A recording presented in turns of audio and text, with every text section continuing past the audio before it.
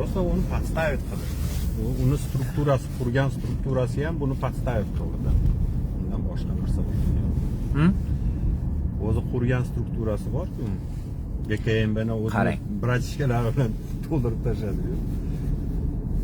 Har kim kelganda o'zini kelishganga o'xshamagani deyotganligim, qamchini haydagan kuni qamchiga aloqador bir chekkadan tepadagilarni birinchi sloyda oldi. Yani ministrlar, GKMBdagi hamma GKMBda masalan o'ng qo'l chap qo'lni har bitta regionda kattalari bor, masalan GKMBdagi Bishkekda, O'shchga, boshqa shularni ham bir chekkadan oldi. Hozir endi hali ikkinchi, uchinchi sloyda olyapti bir chekkadan. Ya'ni qamchiniki bo'lganki narsani yig'ishtirayotganidan aytdim, endi rostdan endi manfaat talash degan narsa bor. Bundan tashqari bu ikkita odam baribir sig'maydi. Kichkinagina Qirg'izistonni boshqaruvga talashib ketadi. Agar buni sekin yo'qotmasa, u ham buni shunaqa qilib yo'qotishlik ehtimoli bor edi.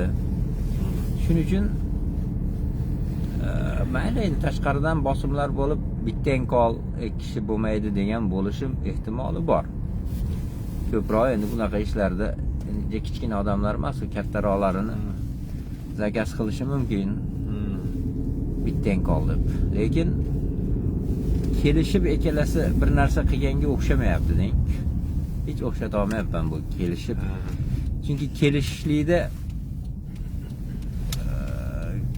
nimadir ko'zlaydi. Masalan, haligi Putin vaqti kelganda Medved bilan shunday almashib olib, 4 yil u prezident bo'lib, bu premyer bo'lib, bu haligi odamlarni ko'ziga endi rosa zo'r oldaganda, endi rostdan keyingi sroka prezident bo'lmayman degan gapini ustidan chiqdi, keyingi sroka prezident bo'lmadi, lekin boshqardi. Lekin bunaqa kelishuv masda mana ularni kimday qarasangiz, xo'p. Ana Rossiya naqalardikini bittaga o'rtaga solmaydi, nimani qiyos qilmaydi. Haymaydi. Tushmaydi. Bu yerdagi ularning o'rtasidagi bo'lgan muloqotga bunday e'tibor bersangiz, Sadir o'zi aytayapti. Bular deyapti, oqsoqollar deyapti. Medveji usluga qilib qo'ydi deyapti. Ya'ni medveji usluga, ya'ni men sizga yaxshilik qilaman deb yomonlik qilib qo'ydim. Ya'ni qosh qo'yaman deb ko'zingizni o'yib qo'ydim. Tushundingizmi? Mana oqsoqollar. Ularning spiskasi ro'yxatiga qaraydigan bo'lsangiz, hammasi bivshiylarda. Hammasi bivshiylar. Eski, yoshi bo'yicha ham o'sha Jog'orqu kengashda o'tirgan ex deputatlar, mashinaga o'xshagan qaysidir boshqa joylarda o'tirgan hammasi ex.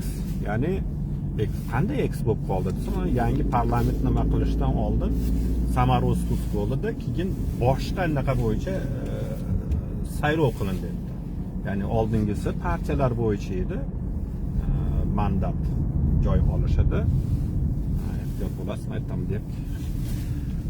Starostepeniyaga qanaqa ekan, o'g'lim sekin haydavur. Keyin bu yoqqa keyin nima bo'ldi desa, yangi sistema bo'yicha местный уровеньda har bitta aholi punktidan bitta odamni nima qilishdi, mana eski elitani shunday chiqarib yuborishdi. Parlamentda shunday yangilashdi.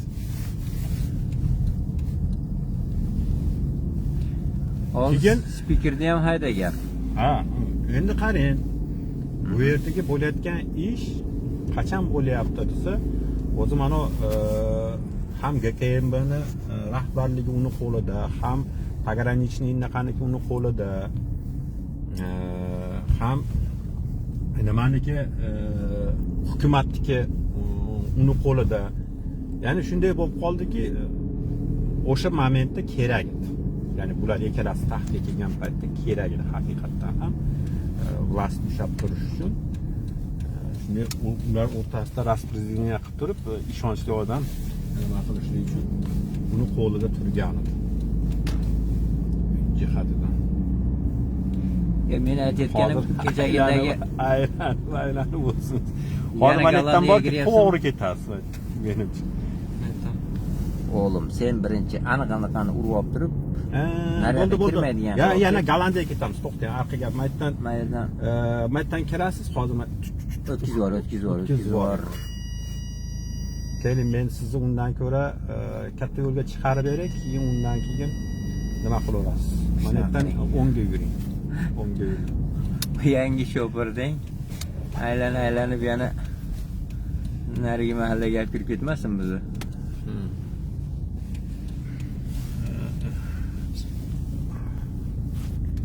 Bo'ldi, shirka. Mayka tiking. Ha, baraka topinga. Boshida aytdim, aka. Agar anekdot bor, buni o'zi pravasi ham yo'q deydi. Shunaqa o'zi bu pravasi yo'q odamni o'zi o'tkazmasdan o'zi o'tirganingiz yaxshi. Endi men bu yerda siz bilan suhbatlashib ketganim, mana efirda yoqib qo'ydim. Nasib qilsa bo'lishib qo'ysanglar. Mana akamiz bilan bir siyosiy suhbatni olib ketamiz endi, mana yetkincha sekin. Dizelni yoqtirmayman. Men ham yoqtirmayman dizelni. Mana bu naqalari. Ha? Nimalari? Men oyog'im uzunda. Ha, yaxshi. Anaqani bilasiz-a, u Voltronic deb qo'yadi tepaga pastga. Mana uni. Tepaga qilsangiz orqaga ketadi, pastga qilsangiz oldiga ketadi. Bo'ldi anaqa. Ha, bossangiz parkovga. Endi orqaga. Rosa qulay, u naryoqqa muammo bo'lmaysiz. Ha, sekin.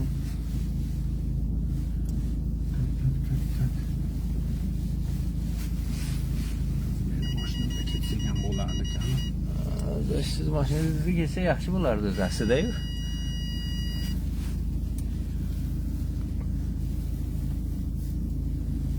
Hay. Vaqtimiz ketyapti-da. Yetib olamiz, xudo xolasa vaqtimiz bor. Shunaqami? Bo'ldi.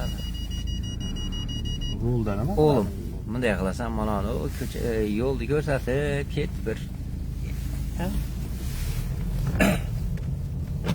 Hozir men katta trassaga chiqib qo'yaman.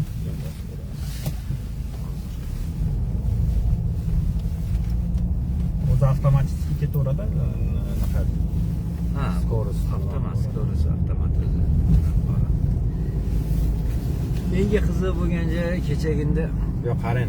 Shtammerni chaqirib Germaniyada butun O'rta Osiyoda primerlarini yig'ib ba'zi bir masalalarda qachon ko'tardi dedingiz. Ya'ni men nash kuni bo'ldi-da, bu O'sh kuni bo'ldi. billa kaka hukumatning naqasi bo'yicha u ketdi-da yoqqa. Shu aniq shunaqa bo'ldi degan xulosa nimadan chiqyapti? Balkim Yo'q. alternativa hukumatdan naqasi ham kelgandir. Bu просто davolanib kelgandir. Bu endaligi naqami? Davolanishi ham bo'lishi mumkin parallelni naqasi bilan.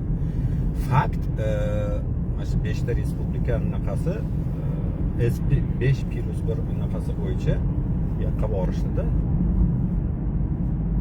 Germaniya prezidenti bilan uchrashishyapti Steinmeier bilan.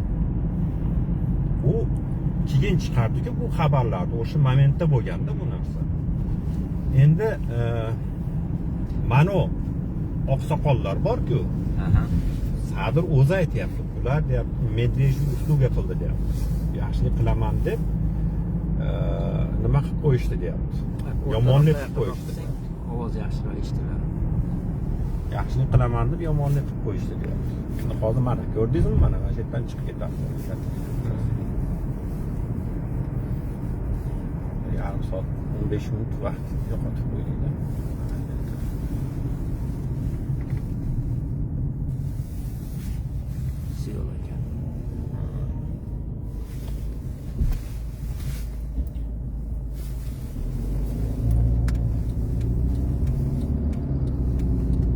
Mabodo u kelganda ham uni o'qitishgandan keyin nelegitimniy odam bo'lib qoladi u yerda qatnashishda boshqada mana shu narsasi e'tiborlida baribir deymanda. Xo'p. Voqealar rivojiga qarang-da. Tashrif yoqda yuribdi, hukumat ishlari bilan yuribdi-da. Licheniyasini ham parallelni ketyapti deyoringda. Bo'ldi ham, bo'lmadimi? Haqiqatdan licheniya bo'ldimi, lekin hukumat ishlari bilan yurgan payt, ya'ni Toshiyevga agar haqiqatdan Sadir Japarovni o'sha yerda nima qilib turib hukumatni qo'liga olaman degan narsa bo'ladigan bo'lsa, Ukrainaga ekan u. Ana shu yerda o'zi turib upravlat qilmaydimi? Tashqariga chiqib ketib turib, kimlargadir qo'liga topshirib qo'yib turib, nima qilgan puxta ketadimi ish? Tashqarida turib yoki ichkarida turib qilsa, o'sha puxta ketadimi ish? Bo'lib ham mashincha struktura qo'lida tursa. Ha, pogranichniy turibdi, hukumat turibdi, vazirlar hammasi qo'lida turibdi, BKMB qo'lida turibdi. Hammasi turib, tashqariga chiqib ketib turib, o'sha yerdan turib boshqaradi. Mantiqqa to'g'ri kelmaydi bu.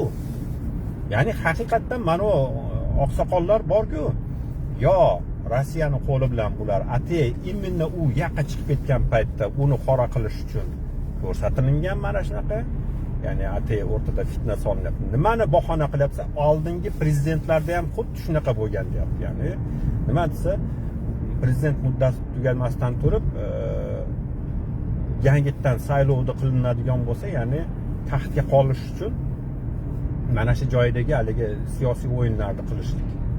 Tabiiy bunda nima kelib chiqardi desa, konstitutsiyaga ko'rsatilgan narsa bir tomon ushaydi, bir tomon o'shani o'zgartirishlikka harakat qilgan odamlar boshqacha talqin qilib turib, o'shandan kelib chiqqan oldingilar. Xuddi shunaqa xod bo'lganda o'shunga qo'ymadi Sadir Japarov. Bu yerdagida mana oqsoqollar esa sen kim tomonda bo'lasan, u tomonda bo'lasan, bu tomonda bo'lasan turib, balkim haqiqatdan haligi Qamchibeyni tarafdorlari bo'lgandir, lekin Qamchibeyni o'zini buyrug'i bilan bo'lishlik uchun Qamchibey ashadda turishi kerak edi. Tashqariga chiqib ketib turib boshqaradi. O'zi u oqsoqollar men o'zimga fikr yo Rossiyani qanaqasi bilan yoki o'qib oqsoqollar o'zi nimaga desa, ular o'ta bir jiddiy ish ham qilgan yo'q u yerda. Yo Japarov atay o'shalarni bahona sifatida ele ko'rsatyapti. Unda aytganda deyarli u yerda unaqa katta ta'siri yo'q odamlarda o'zi. Hammasi shu eski haligi obro'si qolmagan elitada baribir. Nimaga desa, ular rostdan ham hozir nimadir qiladigan odamlar emas. O'sha 75 ta deyotgan odamni aksari qarib qolgan, avvalda bir hech ish bermagan, bir mamlakatda rostdan o'zini o'rnini topib bir haligi odamlar uni gapini eshitadigan darajadagi jiddiy odamlar emas. Hozir shularni bahona qilib ko'rsatyapti bu. Lekin Japarovning plani o'zi boshqacha bo'lgan deb o'ylayman avvaldan.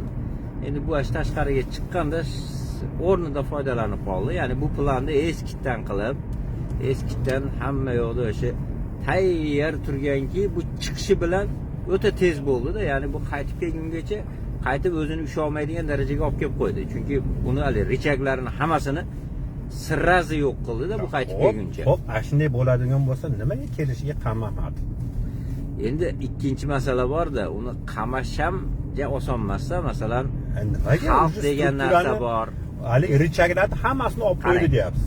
Qirg'izistonning voqeligida bitta joyi bor-da, masalan, Qirg'izistonda voqeligini ichida ko'rgan odam baribir vaziyatni sal boshqacharoq tarafidan qaraydi. Chunki Qirg'izistonda baribir ham xalqni qanchadir darajada e'tibori bor. Masalan, O'zbekistonda o'ylamayman, misol, o'shanaqa kimnidir almashtirib, kimnidir qo'yish uchun bir xalqdan nimanidir so'rash kerak, yo xalq nimanidir bilish kerak, yo xalq bilsa nima bo'ladi, bilmasa nima bo'ladi. Deyarli bir farqi yo'q-da buni. Hatto xalqqa ham farqi yo'q. Almashibdimi deb qo'ydi bo'ldi. Lekin Qirg'izistonda masalan, nimaga olasan degan xalqning orasida shunaqa narsa paydo bo'ldi-da, lekin narigilar shuni bosib tashlashga hozir ham harakat qilyapti. Ya'ni uni atay, ya'ni neytrallashtirishga. Yo'q, gap unda emas, gap boshqalarda, u bu deb aylantiryapti-yu, hatto prezident ham, prezident atrofidagilar ham. Uni kelsa, shunday aeroportdan qo'lini qayirib olib kirib qamasa, narigilarga ko'tarilishlikka, ya'ni hali veri bor-da, endi uni odami hali veri bor. Masalan, kecha endi ukasida intervyu oldi deputat o'tiribdi, qancha joyda boshqalar o'tiribdi. Ya'ni xaos paydo bo'lishi mumkin.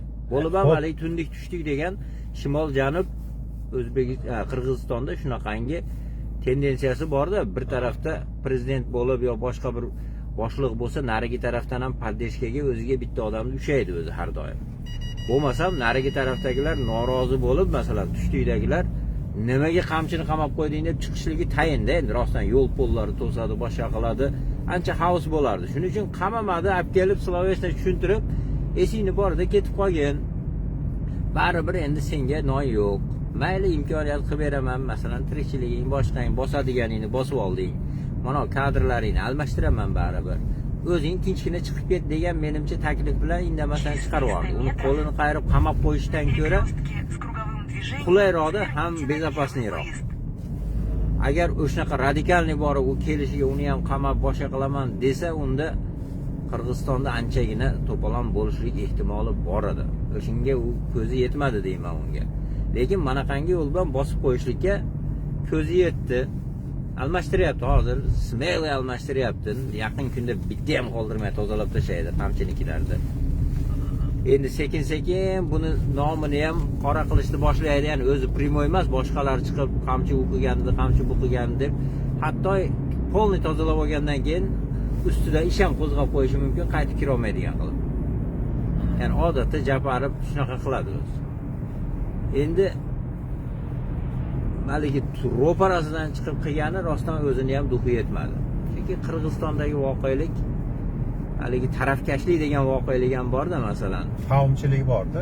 Qavmchilik bor, ayniqsa mana tushlikdan bo'lgan bitta odamni mana qilib sig'dirmadi, o'zi do'st deb mana ishni egallab olgandan keyin yo'qotdi deb turib ko'tarilaveradi-da, misol. Ko'tarilishga povod bor. Ko'taradigan yaxshi odam bo'lsanglar bo'ldi.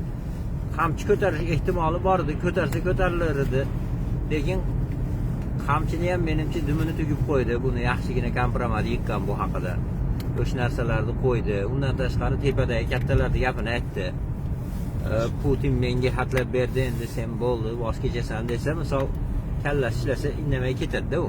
To'polon chiqarib kimgadir suyanib o'tirish kerak-ku, baribir o'tirsa ham avvalgilar ham borib Putindan dabra olib kelib turib, keyin revolyutsiya qilishardi-da, yoki Amerikadan dabra olib turib, yana revolyutsiya qilardi. Bunga o'shanaqa revolyutsiya qilgani povod yo'q, chunki naryoqda uni davom shuni hisobidan bu Japarovni aytganda hozir ketmoni uchib qoldi buni. Yaramas. Endi tozalaydi hozir bir chekkadan deyman, birinchi qiladigan ishi. Xo'p, tozalashi turgan gap. Ya'ni Toshkentda strukturalarni hammasini nima qilishga harakat qiladi. Turgan gap. Lekin e'tibor berish kerak. Nimaga desa, nima uchun tinchlik yo'li bilan tezda bosib yuborishliklari. Kimga interes? To'polon bo'lmaslikka kimga interes? Mana shunda ketadi. Masalan, hozir o'risga ham to'polon bo'lishligicha muhim deb o'ylayman. Nariglarga masalan Xitoyga teng bo'laylik. Xitoy qancha investitsiya kirgizyapti. To'polon degani mana shu narsalar hammasi oyoq osmondan bo'ladi. Menimcha amerikanskiy taraf ham to'polonni demak hozir xohlamayapti. Agar to'polonni xohlasa povotida yaxshigina. Shu yerdan chiqarsa bo'lardi. Demak, hozir Qirg'izistonda to'polon bo'lishi hech kimga keragi yo'q ekan demak.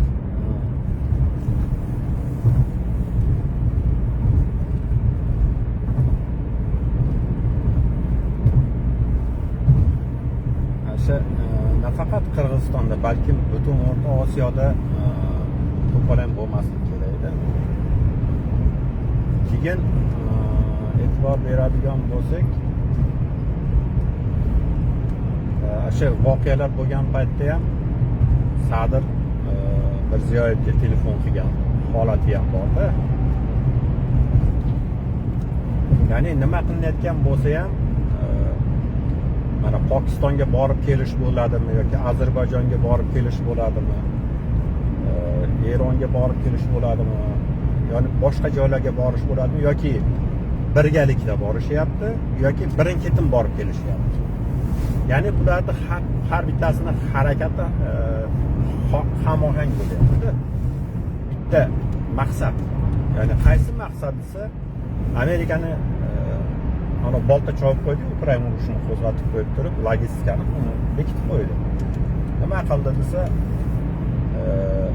3 ta alternativani ko'rsatyapti. Mana 3 ta yo'ldan sendan dunyoga olib chiqaman deyapti. Shuning uchun ular mana shunga qiziqqan holatda nima qilishyapti desa, hamma yoqqa tayyorda. Bir-birini qo'llab-quvvatlayapti. Agarda chunki Amerikani o'zi region sifatida qarayapti. Ya'ni men chiqaman deydigan holat bo'lmayapti-da. Bitta o'zi, masalan, O'zbekiston o'zim chiqaman desa, O'zbekistonni o'zini qabul qilmaydi. Balki hamma 5 o'yin chiqishsa, shunda primat qilaman. O'rus nimaga jim hozir unda bir seryozni bir qarshilik ko'rsatmayapti-da. Quvvati yetmayapti-da. Shu darajada deb o'ylaysan, butunlay hozir paraliz bo'lganmi? Indamay o'likday turibdi-da hozir mana shu ishlarga. Quruq endi bir ikkita propagandistlarning gaplaridan tashqari, bunday aytganda realniy bir qanaqadir qarshiliklar ko'rinmayapti-da. Xuddi shunday. Ano, endi Xitoy nimaga kirishmayapti bu yerda? Xitoyning manfaatlari o'shuncha narsa bor-ku, kiryapti oxirgi mahalda. O'rnashishlik payda.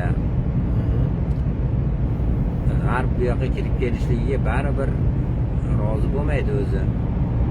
Yo, rozi bo'ladi. O'zi mana shu yerda bitta ixtilof bor. Nimaga desa, hali buni ko'rsatayotgan koridorlari o'zi Xitoyga ham manfaatli koridorlar. Asha ba'zi politologlar bunaqasi bo'yicha ana Rossiya ham, Xitoy ham, ya'ni uchalasi bitta loyihaga fiskatsiya qilishlik degan narsa bor-da.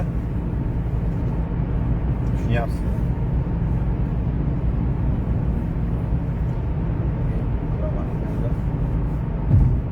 Ya'ni mana shunga fiskatsiya qilayotgan paytda, ya'ni birovni loyihasi kirib olishda tiqilib olish. Tushundingizmi? Rossiyani loyihasi bor, sever-yug. Shimol bilan janub degan, ya'ni Kaspiy dengizidan Astraxandan Eronga chiqishlik, Eronda portiga chiqishlik. Eronda territoriyasidan temir yo'l yotqizishlikda kerakda. Mana shu yerda Rossiya o'zini investorlar, ya'ni o'zini sarmoyadorlarini chaqirganda yaxshi lьготныйni qilardi, berganda ham birontasi qo'l urmadi shunga. Rossiya o'zini boylari. Nimaga desa, savol ostidagi holatda, ya'ni Eronda hamma tomonidan qisyapti, sanksiyalarni qo'yib, garchi u Amerikani aytganini qilsa-da, musulmonlar ustida, lekin Xitoy bilan ham dogovori bor-da. Xitoy ham o'zini logistikasini qurish orqali, ya'ni 400 milliard shunga chaplagan Xitoy. Mana shu yerda nima bo'lyapti desa, sever-yug degan narsani amalga oshirishlik yoki agar unga yo'l bermaydigan bo'lsa, mana shu o'rta yo'l loyihasiga kirib olishlik yoki mana shu Eron orqali, O'rta Osiyo orqali chiqadigan loyihaga kirib olishlik yoki Afg'oniston, Pokiston orqali chiqadigan yo'lga kirib olishlik. Ularda mana shu logistikalar ustida ketayotgan narsasi bor-da.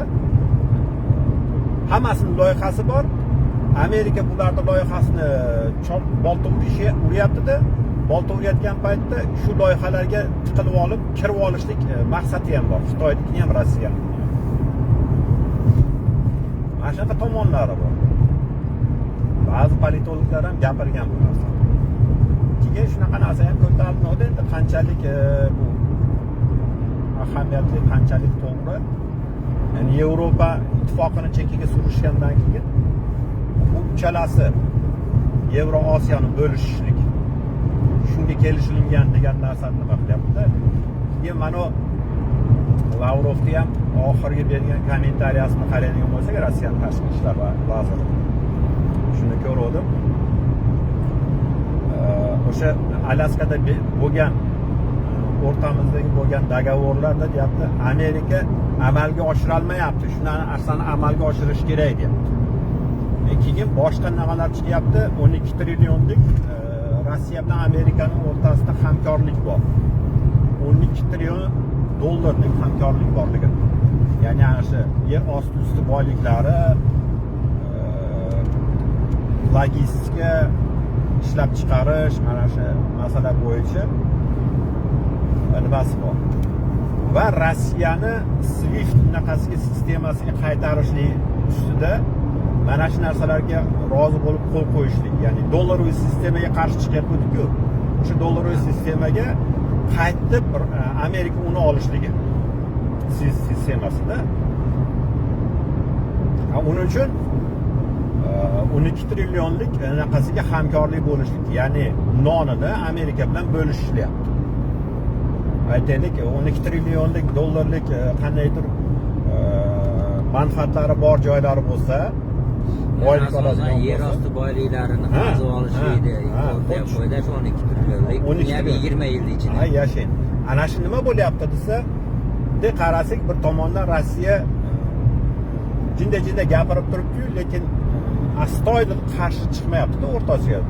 Demak, O'rta Osiyoga kirib kelishligiga, Amerikani kirib kelishligiga va mana yerdagi boyliklarni olib chiqishligiga hamtovoq bo'lishlik degan narsa bo'lyapti-da.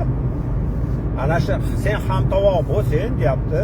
Ya'ni meni shunga kiritadigan bo'lsa, men u logistikaga qo'shaman degan narsa ham bo'lishi mumkin-da bularning o'rtasida. Dogovor. Shuning uchun ham Ukraina naqasi bo'yicha Rossiya tomonidan olayotgan holati bo'lishi mumkin. Endi qiziq yeri o'ris rostdan agar shu narsaga ishonsa, aniq kiddat qilishi Amerika aytganda 100 ga 100 aniq narsada Amerika doim kiddat qiladi. Mana shunaqa narsalarda nahot ash tarafini hisobga olmayapti. Yoki boshqa varianti yo'q deysizmi? Olsang olmasang shu endi baribir olib qo'yadi, undan ko'ra sherik bo'laman deb ko'rayim degan narsa. Masalan, O'rta Osiyoda endi necha yillardan beri tomir otgan u, misol chiranib, yana ozgina tursa bo'lardi misol. Hozir olib qo'ysa masalan, umuman yaqinlatmaydiki, tumshug'igacha olib borib qo'yib, o'sha yerda ham fitnalar qo'zib, buni o'risda umuman severdan keldirmaydigan qilib qo'yadi. Agar hozir O'rta Osiyoda polni qayirib olsa, nari Kavkazda shunaqa qildi hozir, Kavkazga rosa bosyapti-yu. Dajali atomli energiya bo'yicha, boshqa narsalar bo'yicha ham dogovorlar tuzib ketdi kechagina. Bunday degani, umuman Kavkazdan qaytib o'ris Kavkazga bundan tiqolmaydigan ahvolga olib keldi o'sha hozirda. Agar O'rta Osiyoda ham qilib olsam desa, qamalgan bo'lib qoladi-da, severga qamalib qoladi. Nariyada Ukraina ham qisib qo'ydi. O'zi bitta shu hozir Qora dengizda bitta port ishlab turibdi-da, endi qolgani muzlaydigan portlar hammasi. Agar ashitdan ham ozgina bo'g'ib qo'ysa, o'ris juda qiyin ahvolda qoladi-da. Shunga deb Amerikani mana shu bo'pti kelishgan bo'lsa, hozirdan aytyapti, kelishuvga rioya qilmayapti. Endi hozirdan qilmagan keyin aniq qilmaydi-da uni. Ya'ni o'shanaqa joygacha kirib qoldimi? Agar kirib qolsa, bu yerda Xitoy tek o'shanaqa ahvolga tashlab qo'yishga zainteresovmi?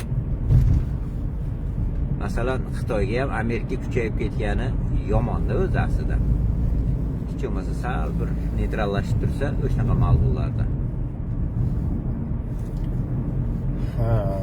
Endi Xitoyning pavideniyasiga qaraydigan bo'lsak, baribir ko'rinib turibdiki, menimcha bularning o'rtasida jiddiy to'qnashuv bo'lishlik oxir-oqibat. Ya'ni bulardan murod Amerika bilan Xitoy o'rtasida. Ha.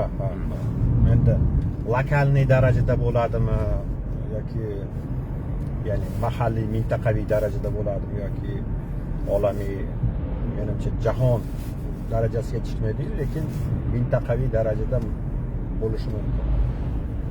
Ya'ni Xitoy vaqt cho'zyapti. Ya'ni u tayyorgarlik ko'ryapti. Endi ko'rsak, qurollanish naqasini kuchaytiryapti, sohalardagi rivojlantiryapti, hamma sohalarni. Bo'lib ham yaxshi bitta instrument qo'lida turibdi-da uni. Nodir metallarni hammasini deyarli 90% oson qo'liga kiritib olgan. Instrument turibdi-da uni. Shunday olib qo'ysa, bu texnologiyalar hammasi bu ishlamay qoldi deganida. Shuning uchun bu vaqt cho'zyapti. Nimaga vaqt cho'zyapti? Ya'ni politika ожидания yoki politika изматывания deydi. Ya'ni dushmanni charchatish taktikasida bu. Qanaqa desa, asta sekinlik bilan Xitoyda o'rashlik bo'lyapti-yu, lekin uning uchun vaqt va mablag' sarf qilyapti-da Amerika. Lekin Amerikani ham bu yerdagi holatini bilib turibdi-da. Haqiqatan uni juda ham katta qudrati bo'lgani uchun uni toliqtirish kerak. Toki o'zini quvvatini oshirib olib Xitoy Amerikani toliqtirib, ana undan keyin ro'para bo'lgan paytda yo kuchlar ravni bo'lgan paytda urushishlik uni bilan yoki o'sha holdan toyilgan paytda bitta chertib turib yiqitib yuborishlik.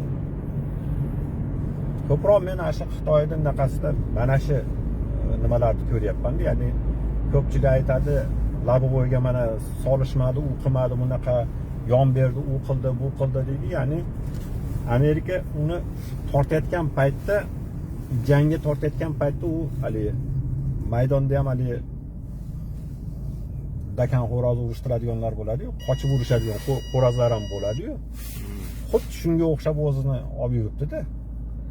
Masalan, Amerikani holdan toytirish uchun bugun boshqa bir hali holdan ko'proq toydiradigan narsa bir kattaroq urushga kirsa yo boshqa qilsa tezroq toyadi.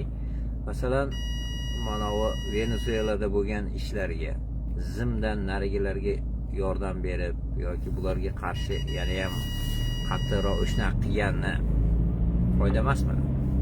Nima deb o'ylaysiz? Uzoq joyga qanday yetkazib berardi? Endi necha yillardan beri Xitoy o'sha Janubiy Amerikaga deyarli ancha o'rnashgan, ya'ni hali juda begona emasda, misol.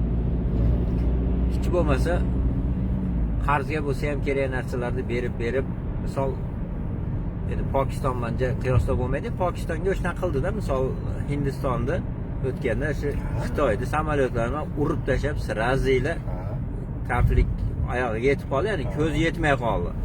Ya'ni o'shunga o'xshagan misol tariqasida olyapman endi. Endi Xitoyga misol Pokiston endi rostmanali strategik hamkor. Narigini ham misol Amerikani holdan toydirish uchun bir texnikni bo'lsa ham yordam berib tursa, qurollar bilan, boshqa bilan yaxshi emasmidi?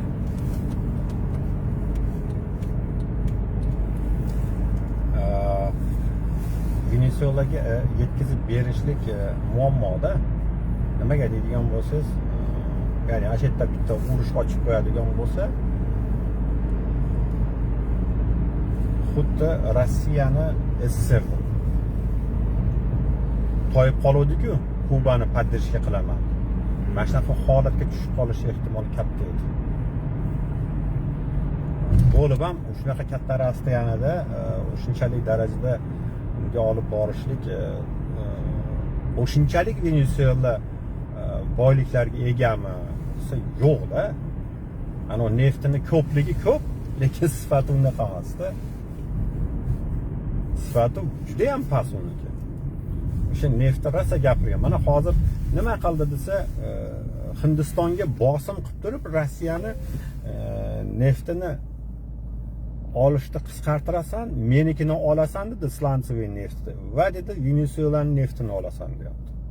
Agar shuni olmasang deyapti, senga mana tamojniy naqalarni kuchaytiramiz deb gapirgan edi. Hindiston qisman rozi bo'ldi.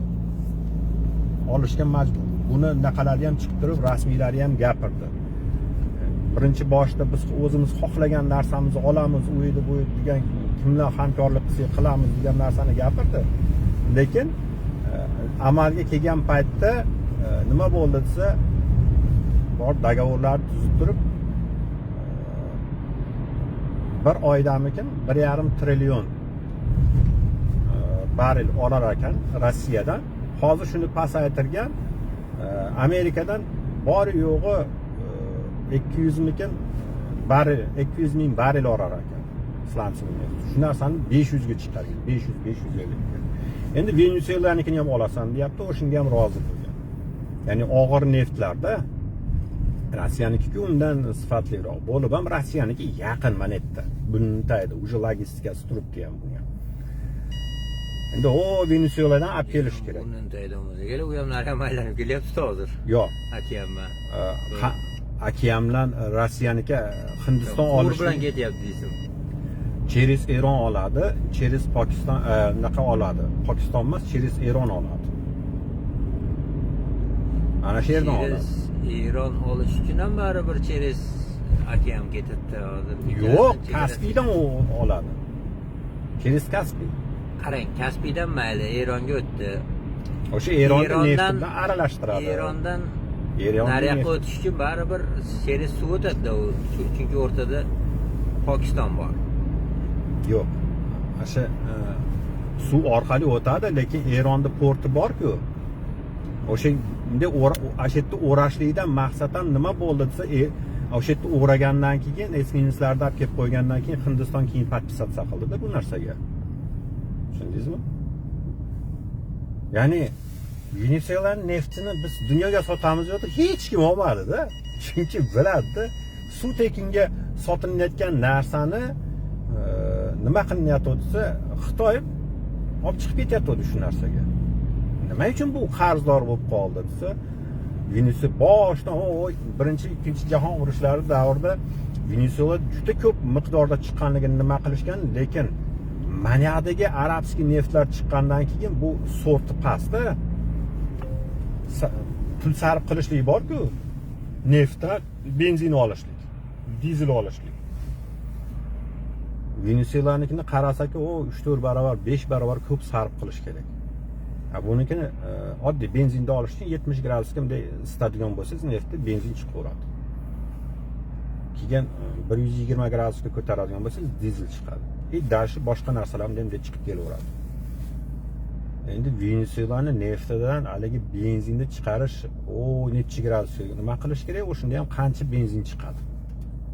Arabskiy, Kuveytskiy, Irakskiy, Eronskiy neftlarda oladigan bo'lsa, foiz benzin ko'p. Hech kim olmay qo'ydi-da. Bu yoqdagi naqalar ochilib, masshtablari ko'ringandan keyin. Boshda ularda chiqqan paytda neft chiqdi deb turib, rosa endi mana zo'r yashaymiz deb turib, kreditlarni olib hamma yo'lda haligi xuddi Amerikadan zo'r hayot kechirishyapti ular. AQSh davlatidan ko'ra. Dunyoda naqa o'sha davrdagi naqasida 4-o'rinda turgan edi. Iqtisod nimalari bo'yicha 4-o'rinda turgan edi. Nima bo'lsa hozirgi darajada? Bu siyosiy emasmi buni sabablari? Masalan, faqat neft sifatsizligi uchun kambag'al bo'lib ketmagan u. Misol uni kapitalizm rosmani qisib olib borib, ularni o'zini shartlariga majburladi. Siyosiy tarafdan embargolar qildi. Yo'q, to'g'ri, lekin hozirgi gap nima ketyapti desa, Xitoy ana shu yerga borib turib, mablag' tashlab turib, uni podдержка qiladigan bo'lsa desa, o'shinga yarasha boylik bormi degan narsa turibdi-da. Xitoy uni uzoqdan turib, shuncha sarf qilib turib, nima qilishligi uchun. Chunki u yerda bitta Venesuela uchunda bormaydi deb aytmoqchi bo'lganim, hozir o'zi Janubiy Amerikada juda ham ko'p o'zini sarmoyasini yo'tkazgan Xitoy. Naryoqda Kolumbiya bor, u orqa tarafdan ham, oldi tarafdan ham kelyapti-da, ya'ni Atlantika tarafdan ham, Tinch okean tarafdan ham kelyapti. Ikkala tarafda ham aylantirib, o'zini sekin manfaatlariga moslab qancha endi pulni yotqizib qo'ydi. Agar hozir hammasi butunlay Amerikaning qo'liga 100% kontrol o'tib qolsa, umuman u yerda kun bermaydi bunga. Keyin ham darshi ham. Mana shu narsalarda aytyapman, u yerda katta narsa bor-da. Baribir bilinmagan bilan Janubiy Amerikada yaxshigina daromad bor. Ozgina qayrasa foyda beradigan rejimlar bor, masalan, shu Kolumbiya, Venesuela, u yerda Nikaragua bor. Ya'ni shunga o'xshagan Amerika bilan unchalik ham yaqin bo'lib ketmagan rejimlarda sekin qo'llab-quvvatlab o'sha yerda foydagor qilsa bo'lardi deyman-da, misol. Dalneshiga. Asha SSR qudratli bo'lgan paytda, Amerika bilan dunyoni bo'lishayotgan paytda o'sha yerda qator sotsialistik revolyutsiyalarni qilishlikka uringan. Ushlab qolgani Kuba bo'ldi. Nikaraguada qildi, Chilida qildi. Chilida ham 70 necha kun turdi. U qirib tashladi keyin ashika olib kelib turib Amerika nuqalarini, askarlarni. Keyin Pinochetni qo'ydi. To'g'rimi? O'sha yerda sotsialistik tuzum 72 kunmikin turdi. Salvador. Hali kinosi ham ishlab chiqqan, Santiago idет дождь degan kinosi ham bor. Ya'ni Lotin Amerikani xalqlari mana haqiqatdan AQSh davlatining bunaqasidan juda ham bezor. Doim ularda bunaqa qarshilik harakati bo'lib kelgan.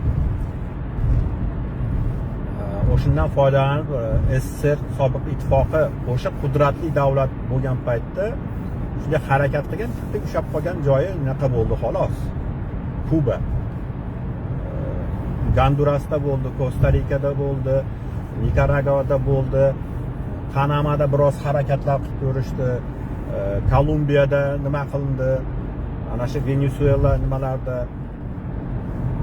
o'sha nimani ham Venesuelani ham davlat raisi ham kim edi desa aynan nimani tarbiyasini topgan, Kubada tarbiya topgan nima edi? Hugo Chavez. O'sha yerdan kelgan. Necha yil o'shini qo'l ostida yurgan. Chista sotsialistik qarashlarga ega bo'lganda, endi shu SSR qudratli bo'lgan paytda shunday nima qila olmaganda hozir SSR shu Rossiya shu narsani qila oladi. SSR quvvatli bo'lgan paytida ham emas deb o'ylaysiz? Ha. Bu yerda faqatgina texnologik quvvatdan tashqari ideologiya degan narsa ham turibdi-da. Yo'q, ideologik tarafdan SSRdagi quvvat yo'q. O'z men ham o'ylagan joyim o'sha eng zaif taraf ideologik tarafdan. Bo'lmasam hozir puli bor. Ancha bozorlarni egalladi.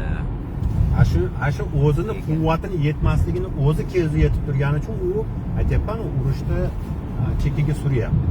Sal orqaga suryapti.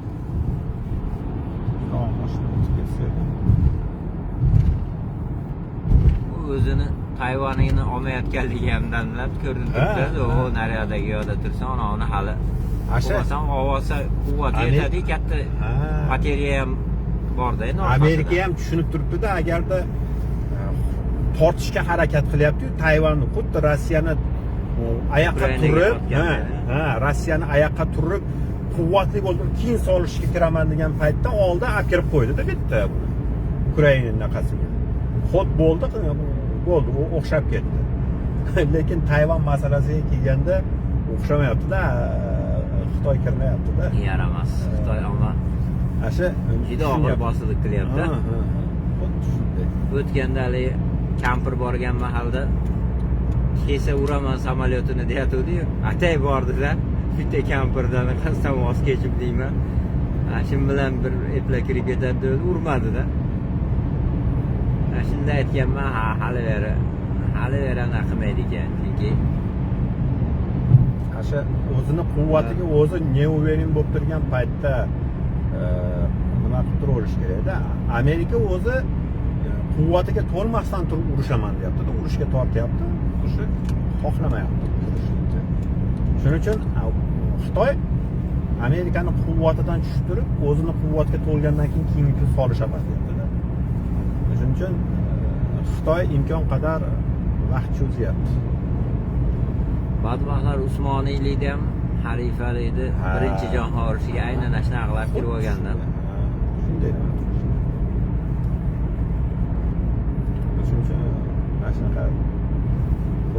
Shunaqa taktikalarni, strategiyalarni ham tushunib yetish kerak-da. Xitoy chekkadan turib Rossiyani tashlagan qadamlardan nimalar kelib chiqayotganini ko'ryapti-da. O'sha ularni qilayotgan xatosini qilmaslikka harakat qilyapti.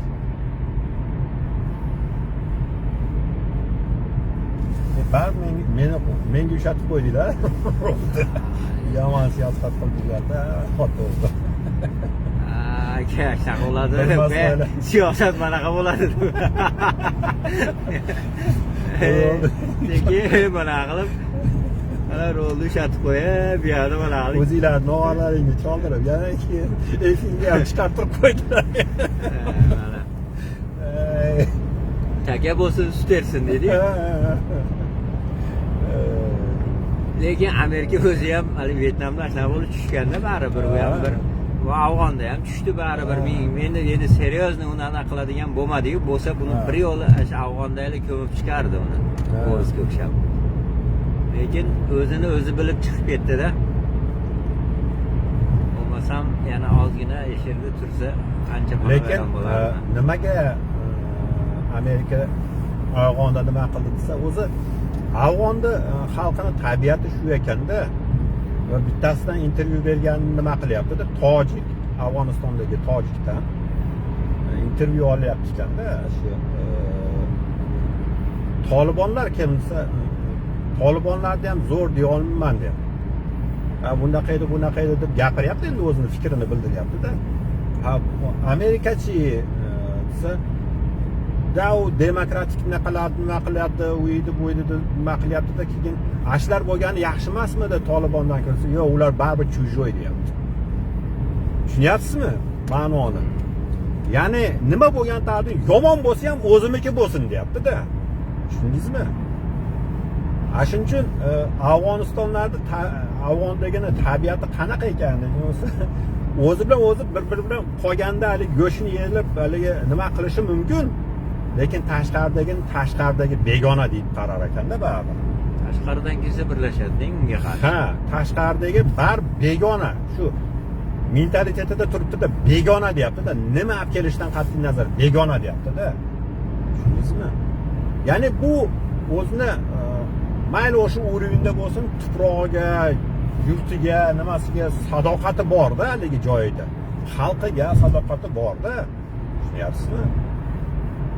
Aşı bu narsa kelayotgan dushmanni o'sha joylarda o'zini ichidan sop chiqarib turib, bir eplab bo'lsa ham qo'lga kiritib olishlikka yo'l bermayapti-da.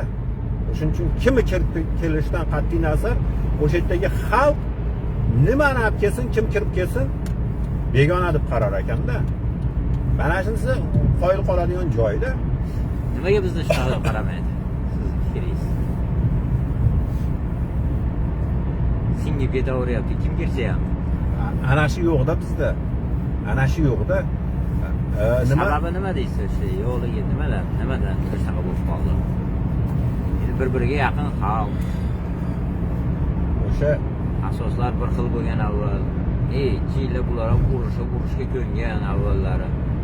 Keyin mana u eshigini ochib berib, singdirib, kommunist singdirib yubordi. Undan keyin mana hozir demokrati borib, ular ham o'zinikini singdirib, sekin xalqni o'sha tarafga tortib, yani o'zinikini olib kira olyapti-da. Nimasi bo'lsa ham, qanaqa rasvoligi bo'lsa ham olib kiryapti, singib ketyapti shu narsa, hazm bo'lib ketyapti. Nimaga Afg'onga kirgizish qiyin bo'lyapti, O'rta Osiyoga kirgizish oson bo'lyapti? Endi shu xalifalik qulatilindi, Usmoniy xilofatning yerlari bu ingliz, fransuz, o'rus o'rtasida taqsimot qilindi-da. Ya'ni Rus imperiyasi yiqitilgandan keyin, o'rniga kommunistlar kelgandan keyin kommunistlarga meros bo'lib qoldi-da mana bir qism. İngilizlar bilan Rus imperiyasining o'rtasidagi dogovorlarga binoan baribir bolsheviklarning qo'liga, kommunistlarning qo'liga qoldi. Nima ish qildi desa, tay tomir bilan qirib tashladi-da. Bu yerdagi holatlarni qaraydigan bo'lsak. Ya'ni sobiq ittifoq olib borgan siyosatida juda ham qaqshatkich zarbalarni berdi-da. Haligi o'zini dinini tanimaydigan mana shunaqa holatlarga olib kelib qo'ydi-da. O'shuning uchun Afg'oniston yoki Pokistonlarni qaraydigan bo'lsak, ingliz qancha ish buzg'unchilik qilgan taqdirda ham mana kommunistlarga darajada qila olmadi shekilli. kommunistlar polniy qirg'in qilib tashladi-da. Shuning uchun u ota bobolariga ulanmagan, ulardan biron bir na ilm, na anaqa qolmadi. Ya'ni to'g'ri yo'lga solib qo'yadigan nimalar qolmadi. Kimlarga qolib ketdi desa, o'sha yetim qolgan, dinidan, ilmdan, ma'lumotdan uzilib qolgan nimalarga qoldi. O'shalarni keyin chista o'sha moddaparast ruhida tarbiya qildi-da. Ana shuning uchun deyman, xalqning naqasida, zehnida qanchadir dinga bo'lgan muhabbat qolsa ham, lekin uni yani uyushlik degan narsalar, o'shani olib chiqishlik degan narsa hayot maydoniga, dinni to'g'ri tushunishlik degan narsalar nima bo'ldi desa, ancha narsasi ko'tarilib ketdi-da. Shuning uchun Afg'oniston, Pokiston, o'sha tomonlarga qaraganda bu yerdagi O'rta Osiyo xalqlarida uyushlik jihati ancha pasayib ketdi. Lekin endi hozir mana ular boshqa asosda, ya'ni Turon asosida, turkiy til zabon asosida birlashtirishga harakat qilyapti. O'shunda ham Rossiyaga qarshi nima qilishlik bo'lyapti-da, qasd. O'shani bag'ridan chiqarib olish qasd bo'lyapti. Shunday deb bilaman-da.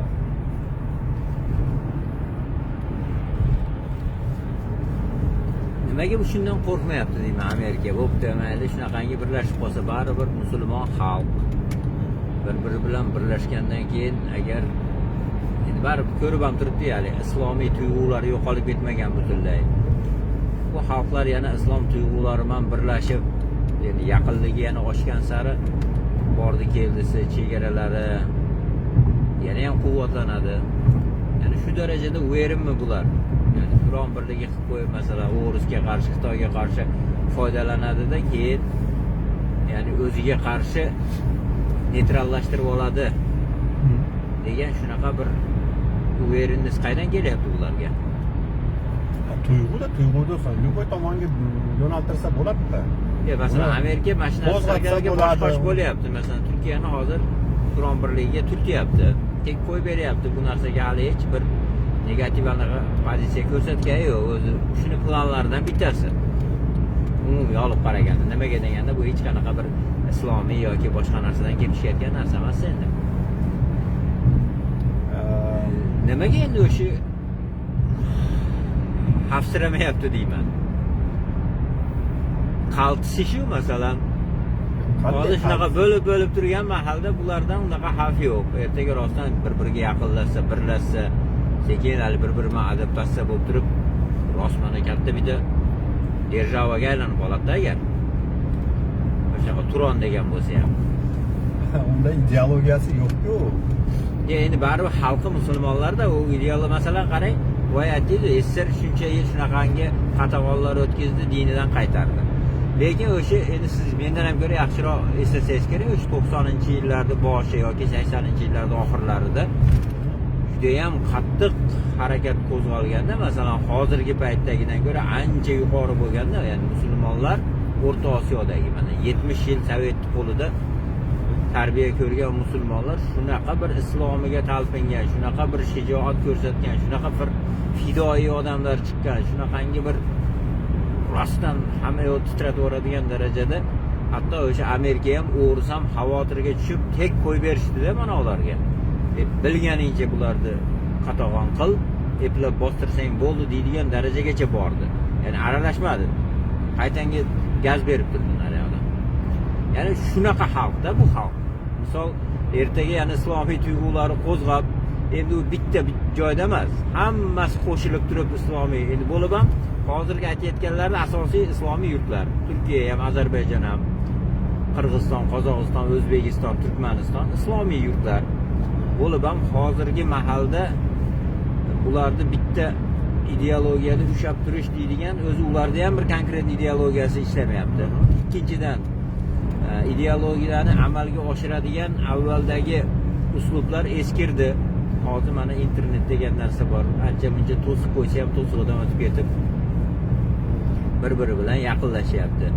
Ya'ni bu xatarli emasmi deyman? Qaytanga Amerikaga ham xatarli emasmi? Endi O'risman Xitoyga aniq xatarli. Ular hozirdan xatarli deb qabul qilyapti. mayli buni millatchilik asosida bir yerga yig'sa ham misol, lekin bu musulmonligi asosida mana bu narsani bunday peredelka qilib musulmonligi bilan ko'tarilib qolsa, yana bitta katta xavf paydo qilib qo'ygan bo'lmaydimi o'zlariga? Endi qarang, menga bitta narsa ko'ringan narsa nima deydigan bo'lsa, nafaqat bitta Turon birligida, umuman butun Afrika, Yevrosiyo kontinenti bo'yicha qilgan qadamlarini Amerika. Rossiya askarlarini Afg'onistonga kirib kelgan paytda o'sha Tolibon mashlaqalarni paydo qilib turib, o'shunga qarshi afg'on xalqini qo'zg'ata oldi-da, ya'ni gruppirovka qildi-da, gruppirovka orqali shu narsani amalga oshirdi. Bu chiqardi, Sovet ittifoqini quvib chiqardi sharmandali holatda. Ya'ni xalqdagi tuyg'udan foydalandi.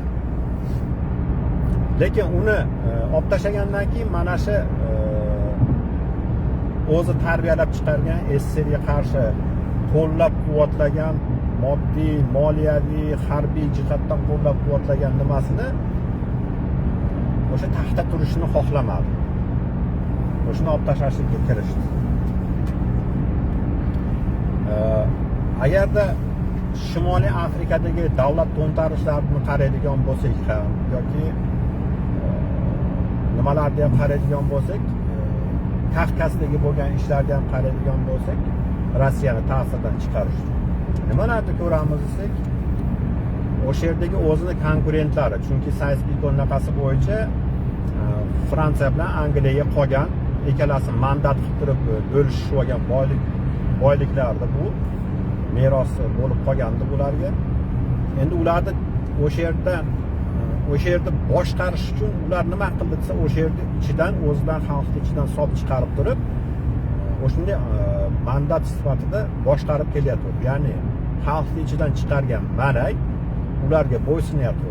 Endi ularni siqib chiqarish uchun nima qildi desa, o'sha xalqni ichidan u ham solib chiqardi. Ya'ni turli xoh jihodiy harakat bo'lsin, xoh sotsialistik, xoh bu vatanparvarlik, millatchilik bo'lsin, nima bo'lgan taqdirda ham o'shlarni o'sha yerdan chiqarib yuborishlik uchun shunaqa turli harakatlar vujudga keltirdi. Oxir o'zini ichida eng yaroqli deb hisoblaganini taxtga qo'ygandan keyin, ya'ni ingliz parast yoki fransuz parast qo'g'irchoq hokimni yiqitib, shunaqa guruhlarni paydo qilib, qarshilik, opozitsiyani yiqitib, keyin eng loyig'iga o'sha yerda boshqarishga eplab ketishlikka loyiqi bo'ladiganini tanlab turib, o'shani taxtga qo'yib turib, o'shani qo'li bilan endi markazlashtirib oldi-da. Ya'ni boshqa guruhlarni bitta anaqaga markazga bo'ysundirdi. Hozirgi Suriyadagi bo'layotgan ishni ham qaraydigan bo'lsak, xuddi shunaqa. Nima uchun? Qurtni ham o'zi paydo qilgan edi, qurtlarning harakatini. Boshqalarnikini ham, druzlarnikini ham nima qilgan edi. Hammasini o'zi nima qilgani, Ashsharani nimasini ham o'zi nima qilgan edi. Lekin Ashsharani loyiq deb topdi, qolganlarni hammasini markazlashtirib bo'ysundiryapti. Mana shu Ashsharani qo'l ostiga. Yo deyapti, qo'lni topshirib, qurolni topshirib turib shunga bo'ysunasan deyapti. Agar bunga ko'nmaydigan bo'lsang, sendan boshqacha gaplashamiz deb o'sha ko'nmaganlarni mana turklarni qanday tormor qilib tashlayapti. Shunaqa ish bo'lyapti-da. Endi mana shu ishlar, ya'ni o'zi loyiq deb topgan bironta sodiq bitta pulni qo'yyapti-da, unga o'sha butun mamlakatni markazlashtirib qo'liga ushatib qo'yyapti-da. Undan keyin nima qilinyapti desa, mana logistika masalalari bilan o'zi qo'ygan marionetka hukumatlarni bir-biri bilan biriktiryapti. Nima uchun mana O'rta Osiyo birikishyapti bir-biri bilan? Karimov davrida bir-birini go'shini yeyardi bular hammasi. Sen o'ydi, sen bu yeddi, bir-biridan chegaralarni bekitib hamma. Hozir hamma naqalarni jihatlardan qo'l qo'yib nima qilishyapti-da, bir-biri bilan kelishyapti. Ya'ni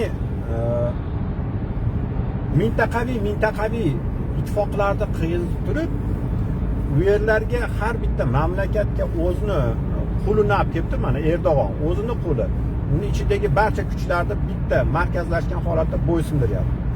Suriyani ham shunday qilyapti, Iordaniyani ham shunday qilyapti, Misrni ham shunday qilyapti, Tunisni ham shunday qilyapti. Ya'ni o'zini odamini olib kelgandan keyin markazlashgan holatda unga bo'ysundirishyapti ichkaridagi kuchlarni. Ana undan keyin mintaqaviy jihatdan bularni ichida birontasini lider qilib turib, bitta qandaydir loyiha bilan bir-biri bilan biriktiryapti. Logistika degan narsalarni nima qilyapti? O'zini konkurentlarini chiqarib tashyapti. Konkurent deganda bu yerda Angliya, Fransiya, ya'ni Yevropa ittifoqini, Rossiya, Xitoy degan narsalar chiqaryapti. Polni Amerikaga bo'ysunadigan, Amerikani plani bo'yicha Amerika biriktirgan tarkib bo'yicha ish qilishlik. Bu nimaga olib kelinyapti desa, ana ichkaridagi sarmoyadorlarni ham betga qo'shilishlik bo'ladigan bo'lsa, Amerikani sarmoyadorlarini olib keladigan bo'lsa, ichkaridagi sarmoyadorlar, hukumat vakillari hammasi nima uchun kuchab turadi desa,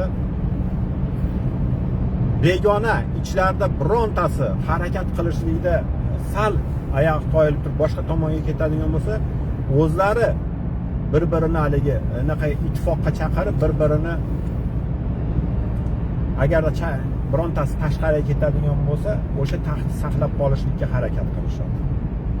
Ya'ni nima deganimiz, nima uchun mana Sadir Japarov bilan Shavkat Mirziyoyev gaplashyapti? Chunki bu yerda katta loyihalar turibdi. 3 ta yo'nalish bo'yicha anaqaga chiqishlik, qancha investitsiyalar kelishlik. Ularning sarmoyadorlari, ya'ni O'rta Osiyo sarmoyadorlari dunyo anaqasiga chiqishligi, dunyoni nimasi sarmoyadorlar bu yoqqa kelishligi. Ya'ni mana shu narsalarni qiziqtiryapti-da Amerika, lekin o'zlarini qo'li bilan qildirib turib, o'zlarining shu narsani himoya qilishga degan narsani nima qilyapti? Agarda e'tibor beradigan bo'lsak, SSR paytda nima edi desa, oddiy gaz ta'minoti bo'ladimi, svet ta'minoti bo'ladimi, mana O'rta Osiyo mamlakatlarini hammasini bitta kranikka bog'lab qo'ygan edi. Mana shunaqa narsa bor edi. Agarda bilsangiz kerak, esingizda bo'lsa kerak shu narsa. Xuddi shu sistemani, ya'ni betga olib kelyapti-da Amerika.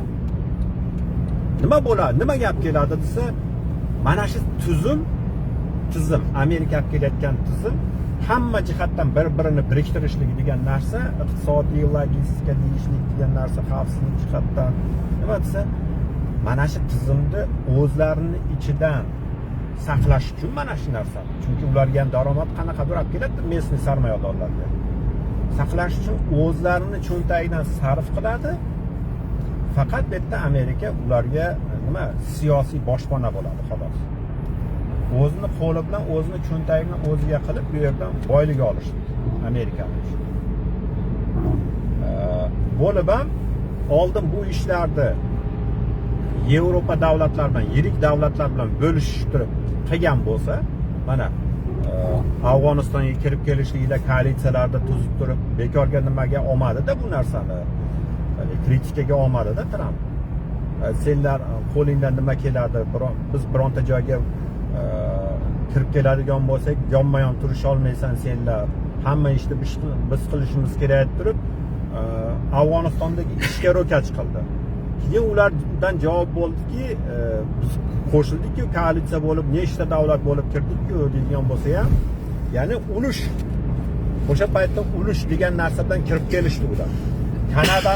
Kanadani nimasi ham gapirgandek, ya'ni ularga napadeniya qilishlik, Kanadaga napadeniya qilishlik paytda, Grenlandiyaga napadeniya qilishlik paytda bu narsani ko'tarish olmadi ular. Ya'ni qanday qilib bu Amerika o'zingnikini o'zing urasan.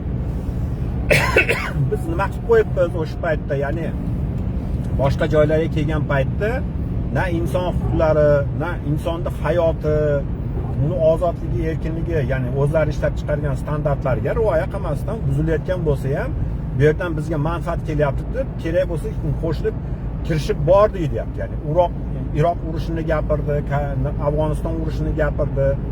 Nima desa, standart o'zlari ishlab chiqargan standartda, ya'ni 200lamachilik qilayotganini konkretni o'zi ham gapirdi. endi bizga kelganda bunaqa bo'lyapti deb turib, bu xalqaro me'yorlarga zid degan narsalarni gapiryapti. Shuning uchun Amerika bugungi kunda nima qilyapti desa, oldin mana katta yirik davlatlar bilan mana shunday kirib kelgan bo'lsa, endi hozir nima qilyapti desa, Turkiyaga o'xshagan yoki O'rta Osiyo davlatlarining qo'llari bilan mana shunaqa qilyapti. Uni nimasi to'lovi arzonda. To'lovi arzon. Outsourcingning hozirgi. Ya'ni devorni ko'tarishlikda agarda Angliya bilan Fransiya bilan ko'taradigan bo'lsa, Yevropa ittifoqi bilan ko'taradigan bo'lsa, 50 so'mga, 100 so'mga bitadigan ishni Turkiya bilan O'rta Osiyo bilan bitiradigan bo'lsa, devorni ko'tarishlikda 5 so'm bilan bo'ladi-da. Mana Turkiyani, O'rta Osiyoni sarmoyadorlari 5 so'mga tayyorda qilib berishlikka. Tushundingizmi? Shuning uchun bularni shunday chekkaga surib qo'yapti-da, mana o arzon kuch bilan qilyapti. Qora ishlarni shularni qo'liga qilyapti. Bo'lib mana shu sistemani saqlashni bularni o'ziga qoldirib beryapti. Hamma ishni o'zlaring qilishasan deyapti. Senlar kuryerlik qilyapsan, sen bu yerda mana shu yerda jandarm bo'lib turasan.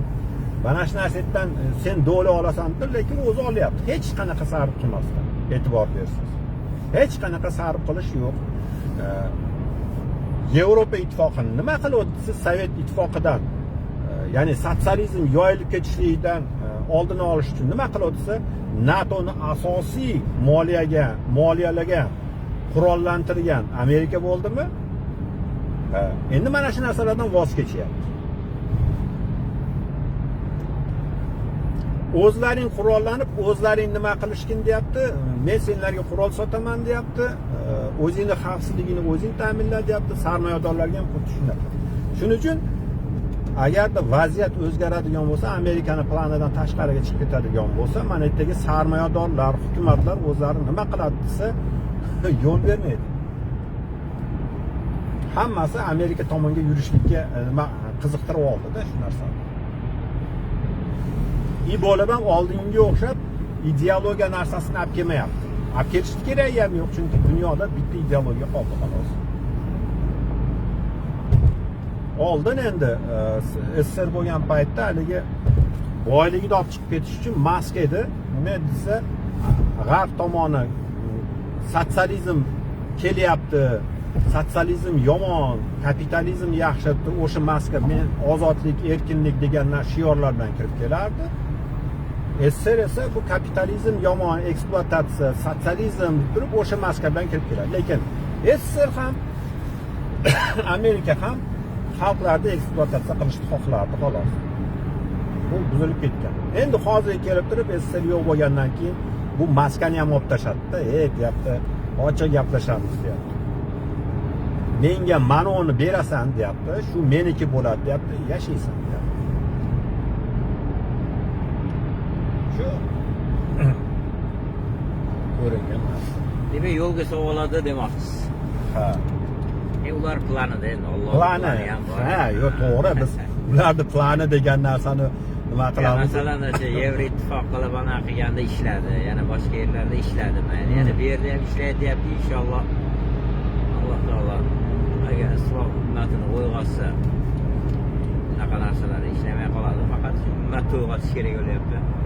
Ummatning kuchi ham bor bugungi kunda, puli ham bor, soni ham yetadi, yeri ham bor, boyligi ham bor. Ya'ni nimadandir muhtoj bo'lib qoladigan ummat emasda.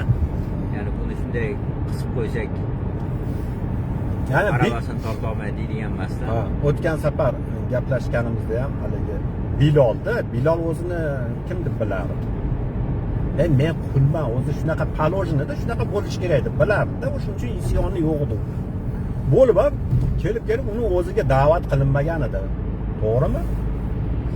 Sahobalardan biri kelib o'zini qarindoshlaridan biriga da'vat qilayotgan paytda nima qildi desa, haling jazolash uchun, o'zini jiyanini jazolash uchun, eng sharmandali holatga nima qilish uchun raqam qamchi bilan Bilol unga urdi. Lekin Bilol bu yerda nimani ko'rdi desa,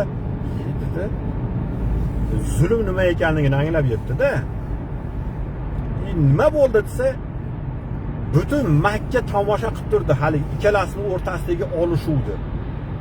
Bilolni shunaqa qiynoqlarga solishdi. Bilolning qo'lida hech narsasi yo'q. Lekin Bilol g'olib keldi-ku. dod devordi-yu egasi. Sindira olmadi-yu, ya'ni mana isyonini bosolmadi-da. U ahad degan so'zi bilan isyon qilib turardi-da. Qo'lida o'tmas pichog'i ham yo'q edi, boshqa narsasi ham yo'q edi. Bittasi ahad degan so'zi bilan isyon qilib turardi. Ya'ni o'zini haqqini va adolat va adolatsizlik nima ekanligini tushunib yetgandan keyin mana shu narsa oxiri oqibat isyonga olib kelar ekanda. Endi mana shu islom ummati vakillarida o'sha aytiladigan narsalarning hammasi bormi? Ya'ni boylik jihatidan, quvvat jihatidan, bilagidagi quvvati bo'ladimi, iqtisodiy quvvati bo'ladimi, harbiy quvvati bo'ladimi, aholi soni quvvati bo'ladimi, hammasidan borda. Faqat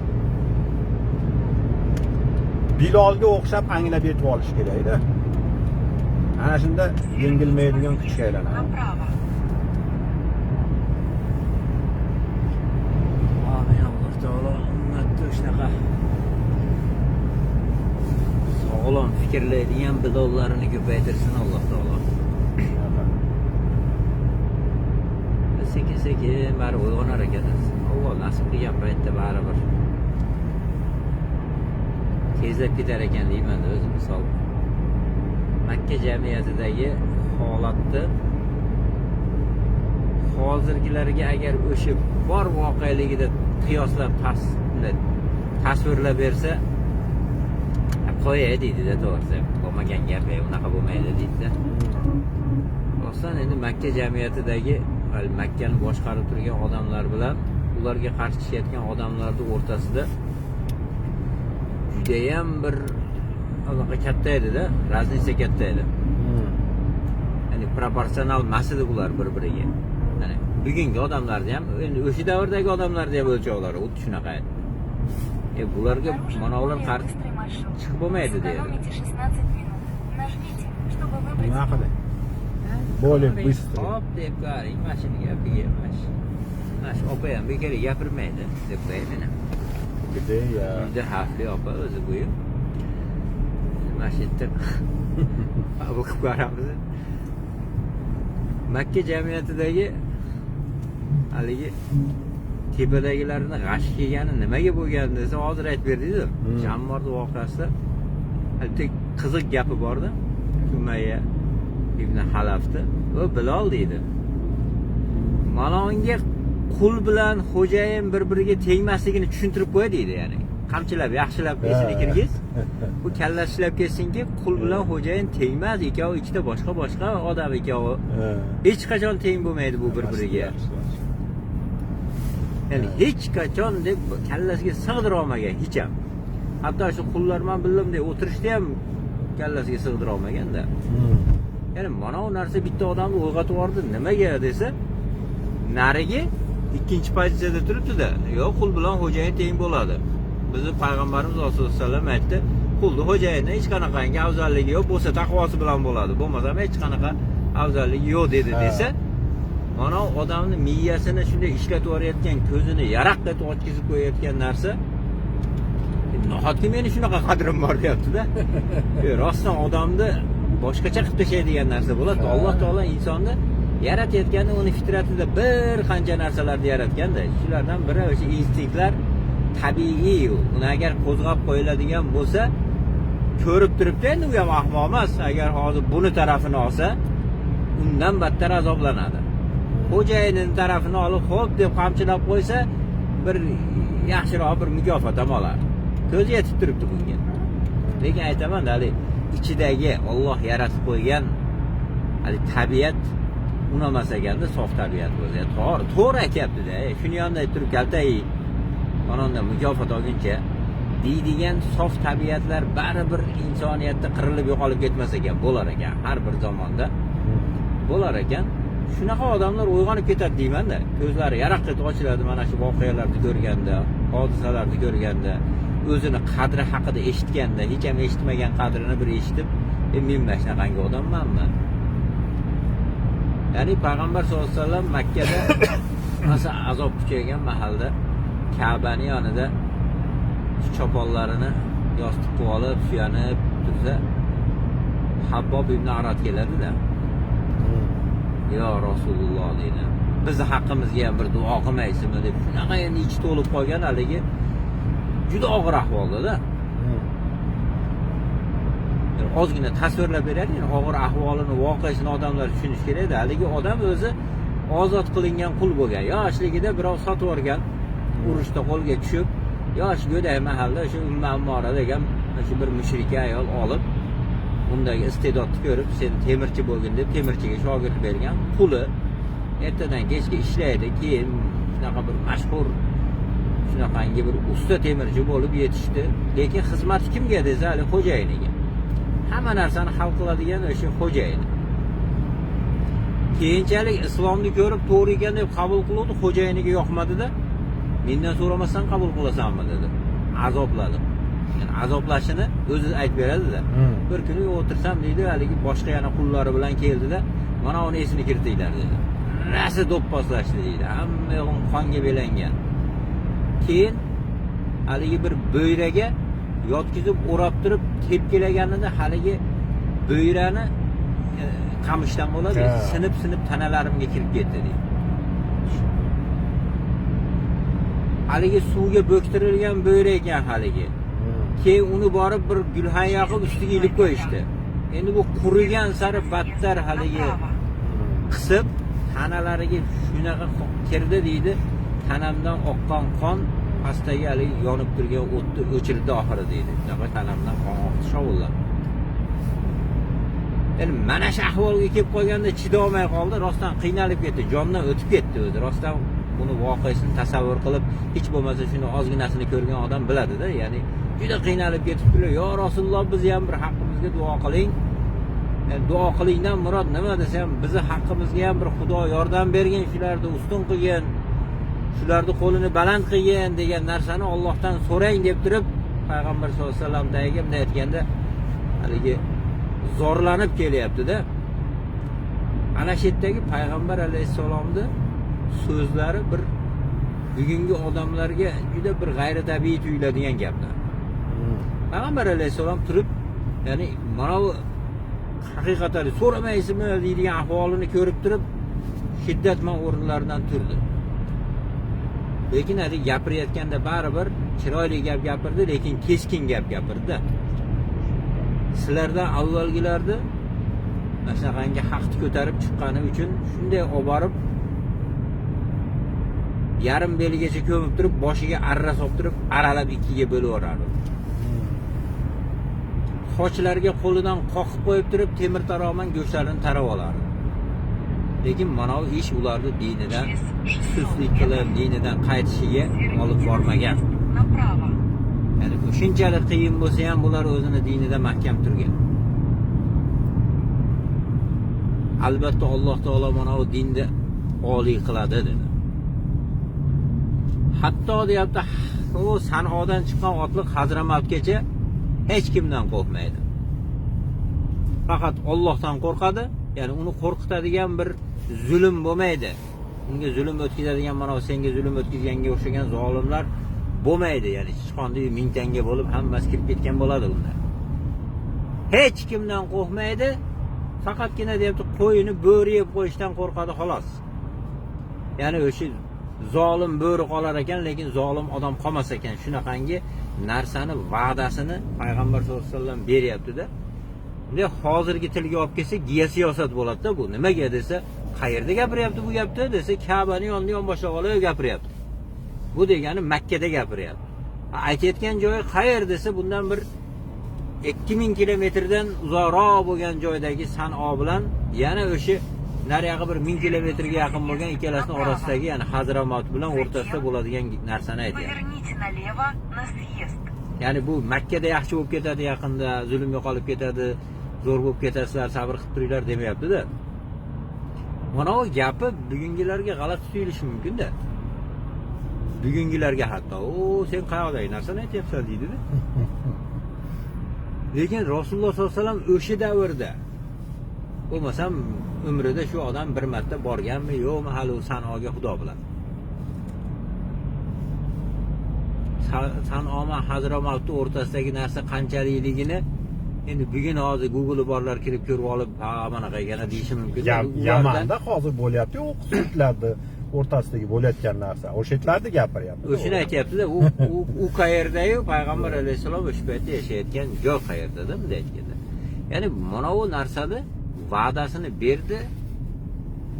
Hech qancha vaqt o'tmasdan mana shu ishlar amalga oshdi. Ko'zi bilan ko'rdi o'sha odamlar shu ishlarni. O'shuning uchun bugungi ummatga deyman, o'shanaqangi katta narsalarni, katta narsalarni Allohning yordami bilan bo'ladigan ishlar deb turib qo'rqmasdan ko'rsata olish kerak ekan deyman-da. Chunki o'shalar ham o'shini 100% tasavvur qila oladigan gaplar bo'lgan emas-da. Misol haligi payg'ambar sollallohu alayhi vasallam Handayda katta bir tosh chiqib qoldi deydi. Odamlar eplolmayotdi, qochib turinglarchi deb turib, haligi katta bozg'onni olib turib, yana bir uradida Konstantinopol fath bo'ldi deydi. Yana bitta uradi, Fors fath bo'ldi deydi. Ya'ni mana bu gaplar o'zimda duxini ko'tarib qo'yadigan gapga o'xshaydi, lekin ozgina vaqt o'tdi-da, ya'ni hech qancha vaqt o'tgan yo'q. Masalan, hijratda 6-7-yillari bo'lsa, shundan 10 yil o'tib, hijratda 18-yilda o'sha Vizantiyani ham mag'lub qilishdi, Forsni ham mag'lub qilishdi. Ya'ni aytayotgan narsalari Allohning yordami kelgan mahalida Alloh taolo o'shanaqangi bir rostdan ishlab ketadigan aqllarni ochib, shunaqangi fidoi insonlarni sabot bilan ozgina quvvatlab qo'ygan mahalda ostin-ustun bo'lib ketar ekan, uni ro'parasida turgan mana bu botil. Shuning uchun ertaga agar Alloh taolo shunaqangi mo'minlarni orasidan sabotli odamlarni yana ham g'ayratlantirib qo'ysa, mana ularni shuncha tuzgan planlari baribir xonavayron bo'lar ekan. Endi bu degani albatta bular plandan g'aflatda qolmaslik kerak. O'sha davrda ham Rasululloh sollallohu alayhi vasallam shularni planlarini hisobga olib yurardilar. Kimisi kim bilan urushyapti, qaysinisi qanaqa, o'sha Makkada o'tirib o'sha Fors bilan Vizantiyani urush haqida payg'ambar sollallohu alayhi vasallam aytib berardi-da. Qur'on ularga o'sha haqida tilovat qilardi. Ya'ni bu deyotgani Allohning dushmanlari rejalarini xohlagancha qilyapti-yu, lekin Alloh taoloning rejasi baribir ustunroq bo'ladi. Mo'minlar o'zi o'sha rejada narigilardan ustunroq bo'lishlikka buyurilgan ekan. Alloh taolo yuhodiunalloha vallazina amanu deyotganda, ular Allohni mo'minlarni o'rtaga qo'yib turib, shular bilan aldashishga bel bog'laydi deyapti. Lekin o'zlari bilmagan holda o'zlar aldanib qoladi deyapti. Endi Alloh bilan aniq. Allohni aldab bo'lmaydi. Allohni aldayman deb aldanib qoladi. Manonga gap yo'q-da. Bu haqida umuman bahs qilib o'tirish ham kerak emas. Lekin ikkinchi masala, bali bahsliroq masalada, mo'minlar odam buni aldab qo'ysa bo'ladi-yu, munofiq. Nimaga endi buni aldab qo'ya olmay o'zi aldanib qoladi? Desa, bu yerdagi buyruq, ya'ni xabar ma'nosidagi buyruq, o'zi xabar emas, buyruq deyapti Alloh taolo. Munofiqlarga aldanib qolmagin. Seni aldab qo'ymasin. Meng reja tushsa ham o'zi aldansa oxiri borib.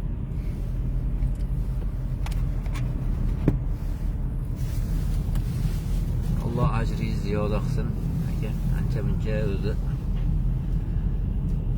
bo'sh vaqtlaringizda bir shunaqa bir siyosatdan islom ummatiga, islom ummatini bir siyosiy tahlil qiladigan, bir siyosiy voqealarga bir musulmonning ko'z qarashi bilan yechim beradigan, shuni tushunayotgan mahalda musulmonning ko'z qarashi bilan tushunadigan shunaqa ummat orasida shunaqa insonlarni tarbiyalashlik kerak. Ya'ni yoshlar orasida qiziqayotganlari ko'p.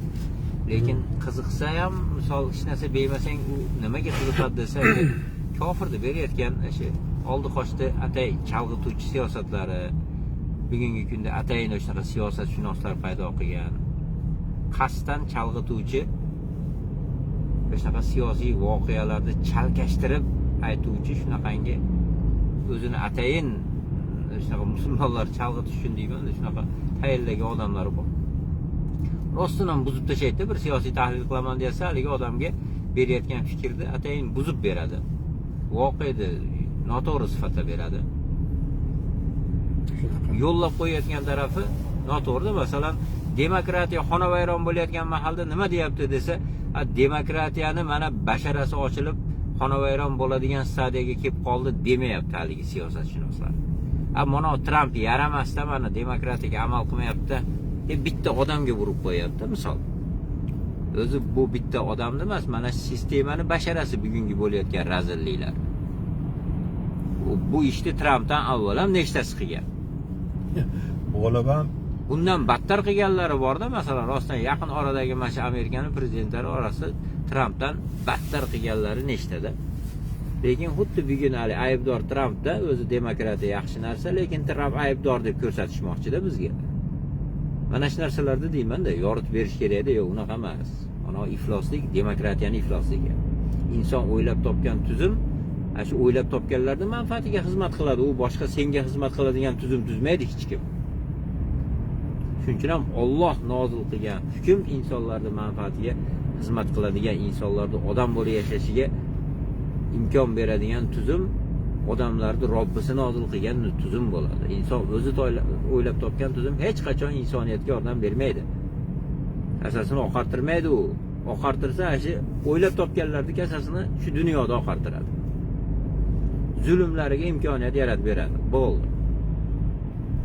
Ular ham bir najot topmaydi bu tuzumda orqasidan, lekin mana shu dunyoda ozgina qo'liga tegadiganini baxt deb yuribdi-da endi.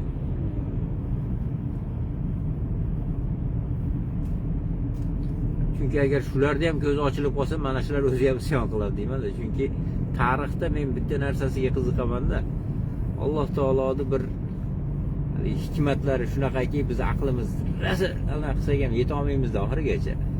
Juda ko'p yerda musulmonlarning g'alabasi qanaqa bo'lgan desa, musulmonlar shu oddiy bir kerak bo'lsa shu dushmandan ko'ra kamroq kuch bilan, dushmandan ko'ra kamroq mablag' bilan yo'lga tushgan-u, lekin Alloh ularga haligi fath eshiklarini ochish deganda shunaqa eshiklarni o'zlari hali rejalamagan eshiklarni ochib qo'yganda, katta-katta sarkardalar, hatto ba'zi joyda qirollar yo qirolning oilasidan bittasi boshqalar kelib turib iymon keltirganda, sizlar bizga shunaqa narsani taklif qilyapsizlarmi? Zo'r ekan bu deganda, bunday rostdan. Jon Xudo deb shuni qabul qilib, shular bilan bir safda turib, tezda g'alaba bo'lgan. Ya'ni juda ham ko'p bo'lgan islom tarixida shunga o'xshagan voqea. O'shunga aytaman, bugungi o'sha dunyoda o'sha o'zini ko'rsatayotgan elitasi ham agar rostdan to'g'ri fikrlashni boshlasa, ular ham insonni mana ekan najot devoradi o'zi. Sof bari insoniy fitrat ham bo'ladi. Hammasiga fitrat buzilib bir yo'l aynib qolgan emas endi butun.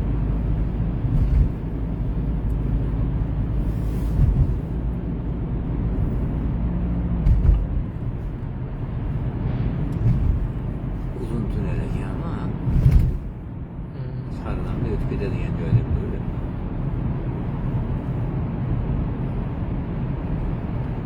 Qirg'izistonda haligi tunneli uzuni bilasiz, 3 kilometr. Tuyashuv yo'li.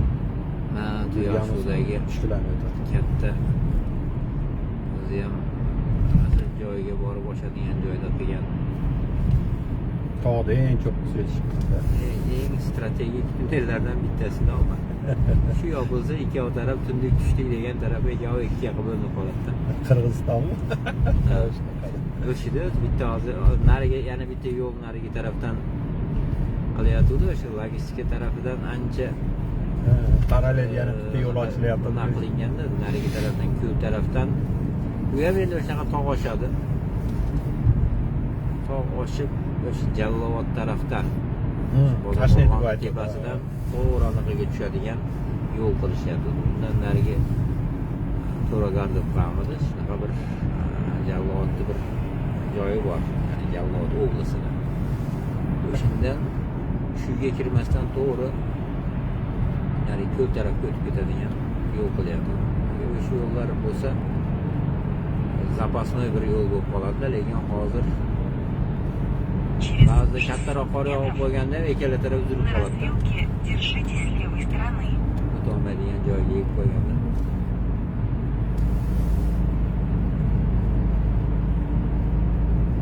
o'shaqa koridorlar juda muhim koridorlarda misol. Bitta chetda to'xtatib qo'ysam, yo to'xtab qoladi bu yoqda. Hamma o'zini bir mahallalar, to'polonlar bo'lgan mahallada ash tunnellarga yaniga tosh to'kib qo'yganda, bo'ldi deganda tosh to'kib qo'ysa, bo'ldi degan bitta katta davlat ikkiga bo'lib qo'yar ekan. To'rt mashina tosh to'kib qo'ysa bo'ldi ekan. Asha Tramp ham, asha Tramp koridori deb turib, Zangezur yo'lagini oldi. O'shandan Rossiyani naqa Kavkazdagi naqasini shunday bo'g'ib olib qo'ydi-da. Bo'ldi. Uni qo'liga o'tishi bilan nima bo'ldi desa, moment bilan O'rta Osiyo mamlakatlari shuni uchib bordi-da Vashingtonga. Tamom. Shohonshoh deb tayi borib haligi oyoq tayin nima qilishlikka, yalashlikka tushishdi-da ular keyin. O'sha nozik joyda shunday qoldi-da. Usmoniy xilofat ham qaysi joylarda ushladi desa, o'sha Qizil dengizda ushladi. Bunaqani Bosforda ushladi, Konstantinopolda olish nima uchun desa, o'sha nozik nuqtalarida u. O naqani Marokashga borib turib, nimani olishligi, Ispaniya bilan o'rtasidagi naqani olishligi. Nima desa, strategik nuqta edi. 3 ta kontinentni shundan naqasini ushlashlikda qilisharmidi shu narsani desa. Birinchi o'sha Gibraltardan o'tganda o'zi Jabalut Tariq deb Tariq ibn Ziyod kemalarni yoqib o'tgan degan o'sha hozir Gibraltarga o'tgan birinchi. O'sha o'tib keyin nariyog'iga o'zi deyarli hamma katta o'tish nuqtalari musulmonlarning qo'lida edi xilofat davrida.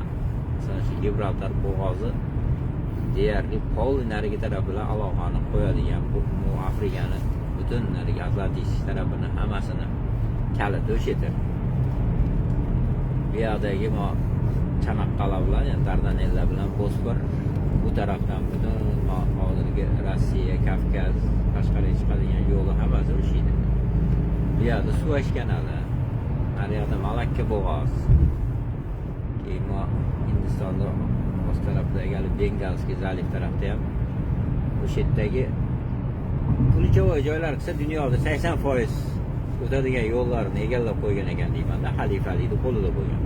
Musulmonlarning qo'lida bo'lib, ostdan ham quvvati juda baland bo'lgan. Inshaalloh sekin-sekin bitta strategik falan qaytaramiz davlatimiz tiklasa.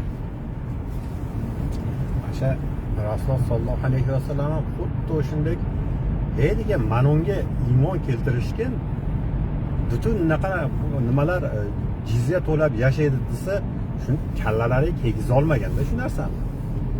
To'g'rimi? Quraysh saytlari. Haligi bittani qaytadi. Kimda? Utba ibn Robiya. Shu Utbada sal yorqinroq fikrlagan odam ekan deyman, Payg'ambar alayhisalom yoniga jo'natdi endi, qarindoshligi bo'ladi, u ham Abdulmannofdan tarqagan endi, ular ham Umaviylar.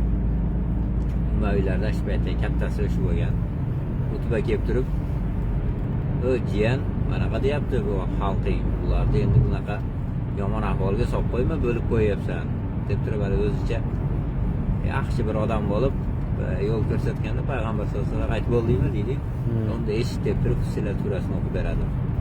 Endi rostdan o'sha yerda suradagi narsa miyasini qoqib qo'liga berib qo'yadi uni. Tushunadi-da o'sha, to'xtanglar deydi borib o'zalik. Dorundavdaga borib, to'xtanglar endi shu odamni tek qo'yinglar. Agar bu aytayotgan gap bo'lib ketsa, qara, butun arablarni hammasini tiz cho'ktiradi. Mana o sharafdan senlar ham sharaflanasan. Ya'ni senlarda bir yigiting borib, butun arab hammasini tiz cho'ktirib o'zi aytgan yo'l yurgizadi. Endi mabodo yo'q desang, o'sha butun arabga qarshi chiqsa, shular o'ltirib yuborsa, senlar ham qutulasan mana. Ammo u hammasini tiz cho'ktiradigan o'xshayapti deydi. O'shana qilsa, o'shinga sen ham sherik olasan. Qo'yinglar shuni tegmaylik deydi. Ya'ni rostdan aytaman o'zim, ba'zi bir mushriklar tan olgan, tushungan, lekin haligi baribir insonda hali unamaydigan joyi bor ekanda, hali shaytonga hay berib qo'yadigan joyi. hali Bani Omir ibn Sa'saga borganda aytadi-da, endi Bani Omir o'sha mahaldagi endi havozirlar orasidagi eng ko'zga ko'ringan qabilada, juda ham quvvatli qabila bo'lgan. Payg'ambar alayhisolamning gapini eshitib turib, mana bu yigitning gapini eshitdinglarmi dedi. Agar shu yigitni hozir men yonimga olib mana shuni aytganini qilsak, arablarni deydi, chaynab tashlayman hammasini deydi. Ya'ni ko'zi yetadi, ya'ni Rasululloh sollallohu alayhi vasallam ko'tarayotgan narsani, g'oyani juda ham katta narsaligi, bu qanaqadir bir mahalliy narsa, bu haligi regionalniy, lokalniy narsa emas, bu globalniy narsa deb turib o'sha paytda o'sha xulosa qiladi, chaynab tashlayman hammasini deydi. Nima bo'ladi deydi. Bo'pti, seni aytganingni qilib yoningda tursak, Alloh seni g'olib qilsa, sen o'tgandan keyin bizga qoladimi desa, yo'q deydi Payg'ambar alayhisalom. Bu Allohniki, bu amr. Bu ish Allohniki, hokimiyat Allohniki. Alloh o'zi xohlagan joyga qo'yadi, ya'ni Allohning hokimiyatini boshqaradigan odamning qo'liga o'tadi. Desa, haligini afsalasi bir olib, endi biz hamma yo'lda tikib seni orqangda tursak-ku, keyin bizga tegmaydimi? Yo'q, bo'lmaydi. Deb nafs uchun, ya'ni qilayotgan ishning buyukligini bildi, g'oyani kattaligini bildi. Lekin bu g'oyani shunaqangi Robbis tarafdorligiga iymon keltirmadi-da. Iymon keltirsa, sharafni o'shlar olib ketardi. Rostdan narigilar ham tushunganda, hali 6 ta ansoriy kelganda eshitishi bilan siraz tepadida ularga. Ha desa, to'xta deydi, bu hali yahudiylar aytayotgan odam mana bu deydi. Bu yahudiylar qo'rqitib yurgan bularni. Ertaga payg'ambar chiqsa, Alloh uni g'olib qiladi, biz senlarda hammani qilishni o'tkazamiz kerak bo'lsa deb qo'rqitayotgan odamda. Ular topib oldi o'sha odamni. Bo'ldi deyapti-da, mana shu odamni mahkam ushlaylik. Gaplarini eshitib, xuddi o'sha odam, xuddi o'sha yahudiylar kutib yurgan odam mana shu odam bo'ladi. Bu odamning orqasida tursa Alloh g'olib qiladi. Haqiqatda Alloh g'olib qildi, o'shalarga nasib qilgan ekan, qolganlarga nasib qilmadi endi. Katta o'shanaqa qabilalar bor edi. Shu Banu Hanifaga borganda, bo'ldi deydi, yordam beramiz. Lekin deydi, mana Fors bilan o'rtada kelishuvimiz bor. Forsga kuchimiz yetmaydi, kelishuvni buzib bunga qarshi chiqaman desa, bo'lmasa ham qarang, hali hech narsa yo'q, davlat yo'q, tiklangan yo'q, unaqa birlashgan, unaqa quvvat yo'q, lekin narigilar shunga aqli yetyapti. Ertaga mana Fors imperiyasi bilan ro'para bo'lamiz ekan. Bunga ham qarshi kurashaman deyapti bu odam. Biz uni qila olmaymiz desa, payg'ambar alayhisalom qabul qilmayapti. Yo'q. Men talab qilayotgan narsa shu Allohga suyanib, kimni ro'paranga olib bo'lsa ham meni orqamda turish deyapti-da. Arablarda o'sha mahalla ancha johilida, hech narsa bilmardi deydi, lekin mana aytayotgan gaplari bugungi bizni ancha-muncha to'nkalarni kallasi yetmayotgan geosiyosiy voqelikni gapiryapti endi, ammo Banu Hanifani yoki Banu Omir ibn Sa'sani yoki yana boshqa mana aytayotgan odamlarda bor-ku, geosiyosiy fikrlayapti-da. Ertaga demak, hozir bu odamning orqasida tursa, ertaga Fors imperiyasi bilan to'qnashishimizga to'g'ri keladi. Buni oldindan voqeasini bilyapti haligi. Haqiqatda shunaqa bo'ldi aytganda. Demak, mana ular ancha yaxshi geosiyosiy fikrlagan ekan deyman-da, o'sha Makkadagi mushriklar o'sha davrdagi. Yoki atrofdagi o'sha hozirlardagi mushriklar. Hozirgilar ham biladi.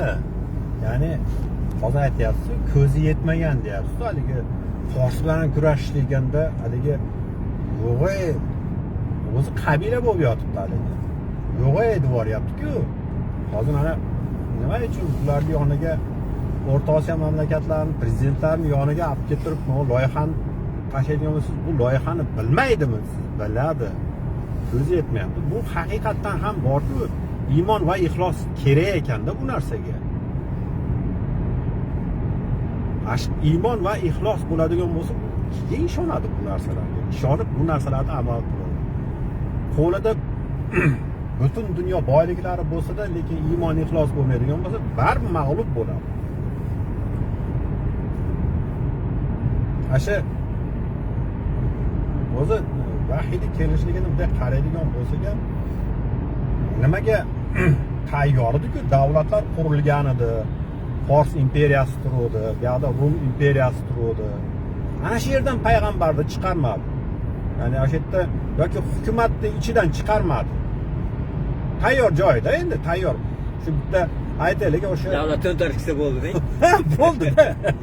Shunday davlat to'ntarishsa hamma yo'q borda o'sha armiya. Butun dunyoni egallab tashlaydigan armiya tayyor turibdi. Hamma yo'q qurilgan. Ana naqa. Lekin o'shani qilmayapti. Alloh qayerdan qilyapti? 0 joydan qildiryapti-da. Kim bu narsani qilyapti desa, hatto yozishni ham, o'qishni ham bilmaydigan odam qilib boshlayapti-da. O'shunga kelyapti. Otasi ham yo'q, onasi ham yo'q. Hech qanaqa bir boyligi ham yo'q. Yagona o'g'ilning o'zi ham birorta aktiviti ham yo'q. Ha. Ya'ni bunday haligi mana agar bilagimda kuchim bo'lganda, agar moncha pulim bo'lganda, agar manoyimiz bo'lganda deyishadi-ku.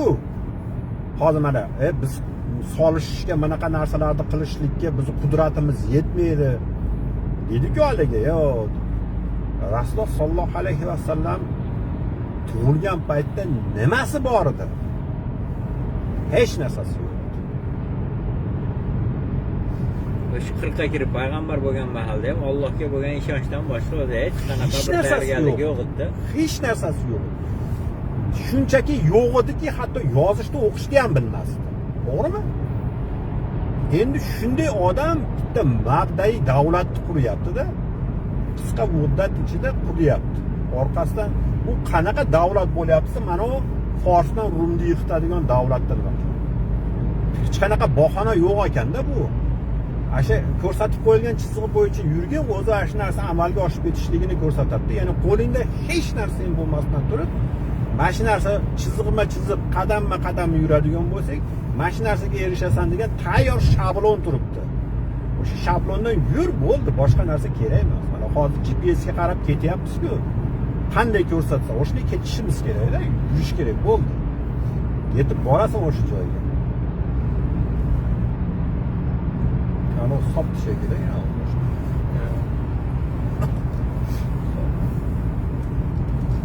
GPSga qaramay yurganda aka u ham. Ovozidan boshqa qarsizlar. Ya Alloh taolo GPSimizni adashtirmasin o'zi. O'zi bergan GPSni adashtirmasin. Shu odam rostdan ham hayron ekanda, mana shu bitta oddiy GPSga qarab ketaveradi-da, indamasdan deng. Lekin Alloh taolo nozil qilgan, rasuliga aytib hayotda uni yana ijro qilib amalda ko'rsatib ham bergan, ya'ni ishonchli, o'zlarini tilima aytganda praktikadan o'tgan yo'l. Mana shu narsani ro'para qilgan mahalda o'ylanib o'tirsa, ba'zida o'ylanaman-da u. Ishonmayapti, ishonsa haqiqatda. Ishonsa indamasdan erchiradida ishonsa. Nimaga desa, Allohning rasuli yomon yo'lga boshlamaydi. Ishonch o'shanaqa darajaga yetsa keyin rostdan ham ish qiladigan darajaga chiqar ekanda. Muso alayhissalomni ham Alloh taoloning bitta vahiysi bilan butun xalqqa yetalab chiqqanda, sen xalqingni olib chiq, men Firavundan senga najot beraman degan Allohning bitta va'dasi bor bo'ldi. Lekin u zotni va'dasi qanaqa bo'lishini, uni ustidan chiqishini biladi Muso alayhissalom. Lekin haligi qavm bilmaydi. O'shanchun ham haligi dengizni bo'yiga borganda hammasi dotvoy qilib qoladi. Oldiga yursaydik cho'kib o'lamiz, tutib tursak ham Firavun butun askariman kelyapti demaydi. Qirpichoq qilib tashlaydi. O'ldik bo'ldi, tamom bo'ldi hamma yo'q deydi. Senga ham ergashamizmi? Hamma yo'q rasvo bo'ldi, tamom deydi, tugadi. Deganda Muso alayhissalom kalla, yo'q senlar aytganda emas deyapti. Inna ma'iya robbi sayahdin. Albatta Robbim men bilan birga. U menga yo'l ko'rsatadi. Ya'ni o'zimga qarasa yo'l yo'q o'zi, ko'rinmayapti. Lekin ko'rinmaydigan joydan ham yo'lni ko'rsatadigan Robbim bor, ko'rsatadi. Deganini ko'rsatib qo'ydi.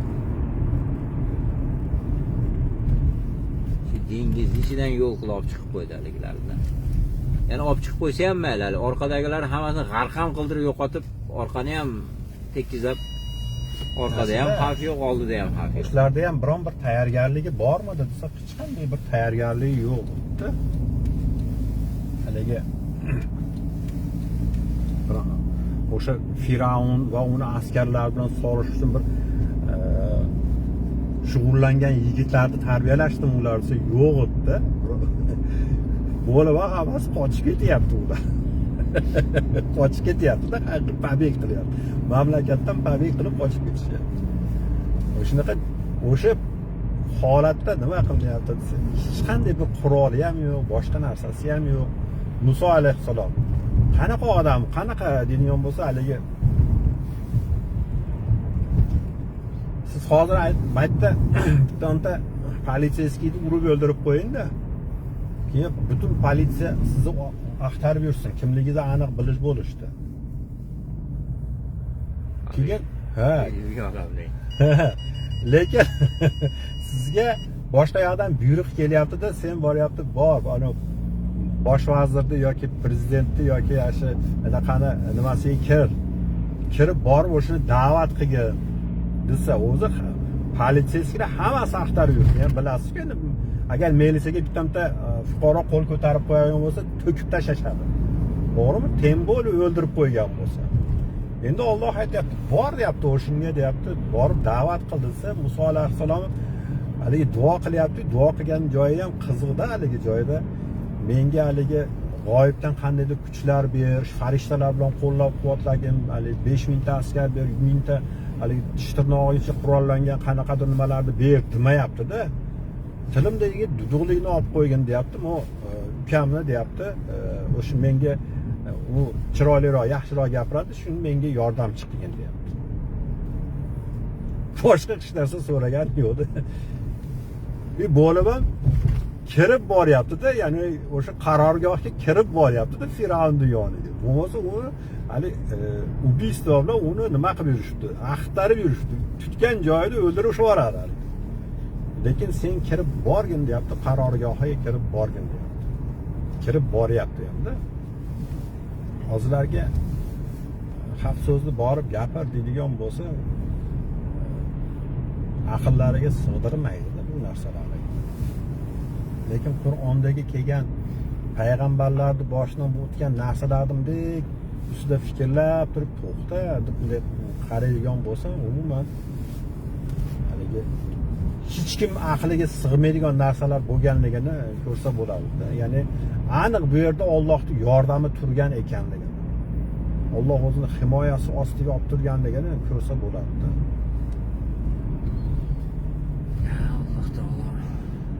Endi qaysidir bitta joyga to'xtasak, asrda o'qib olsak, joy topaylik. Lidl bor ekan-ku, Lidl yoniga kirib turiblar.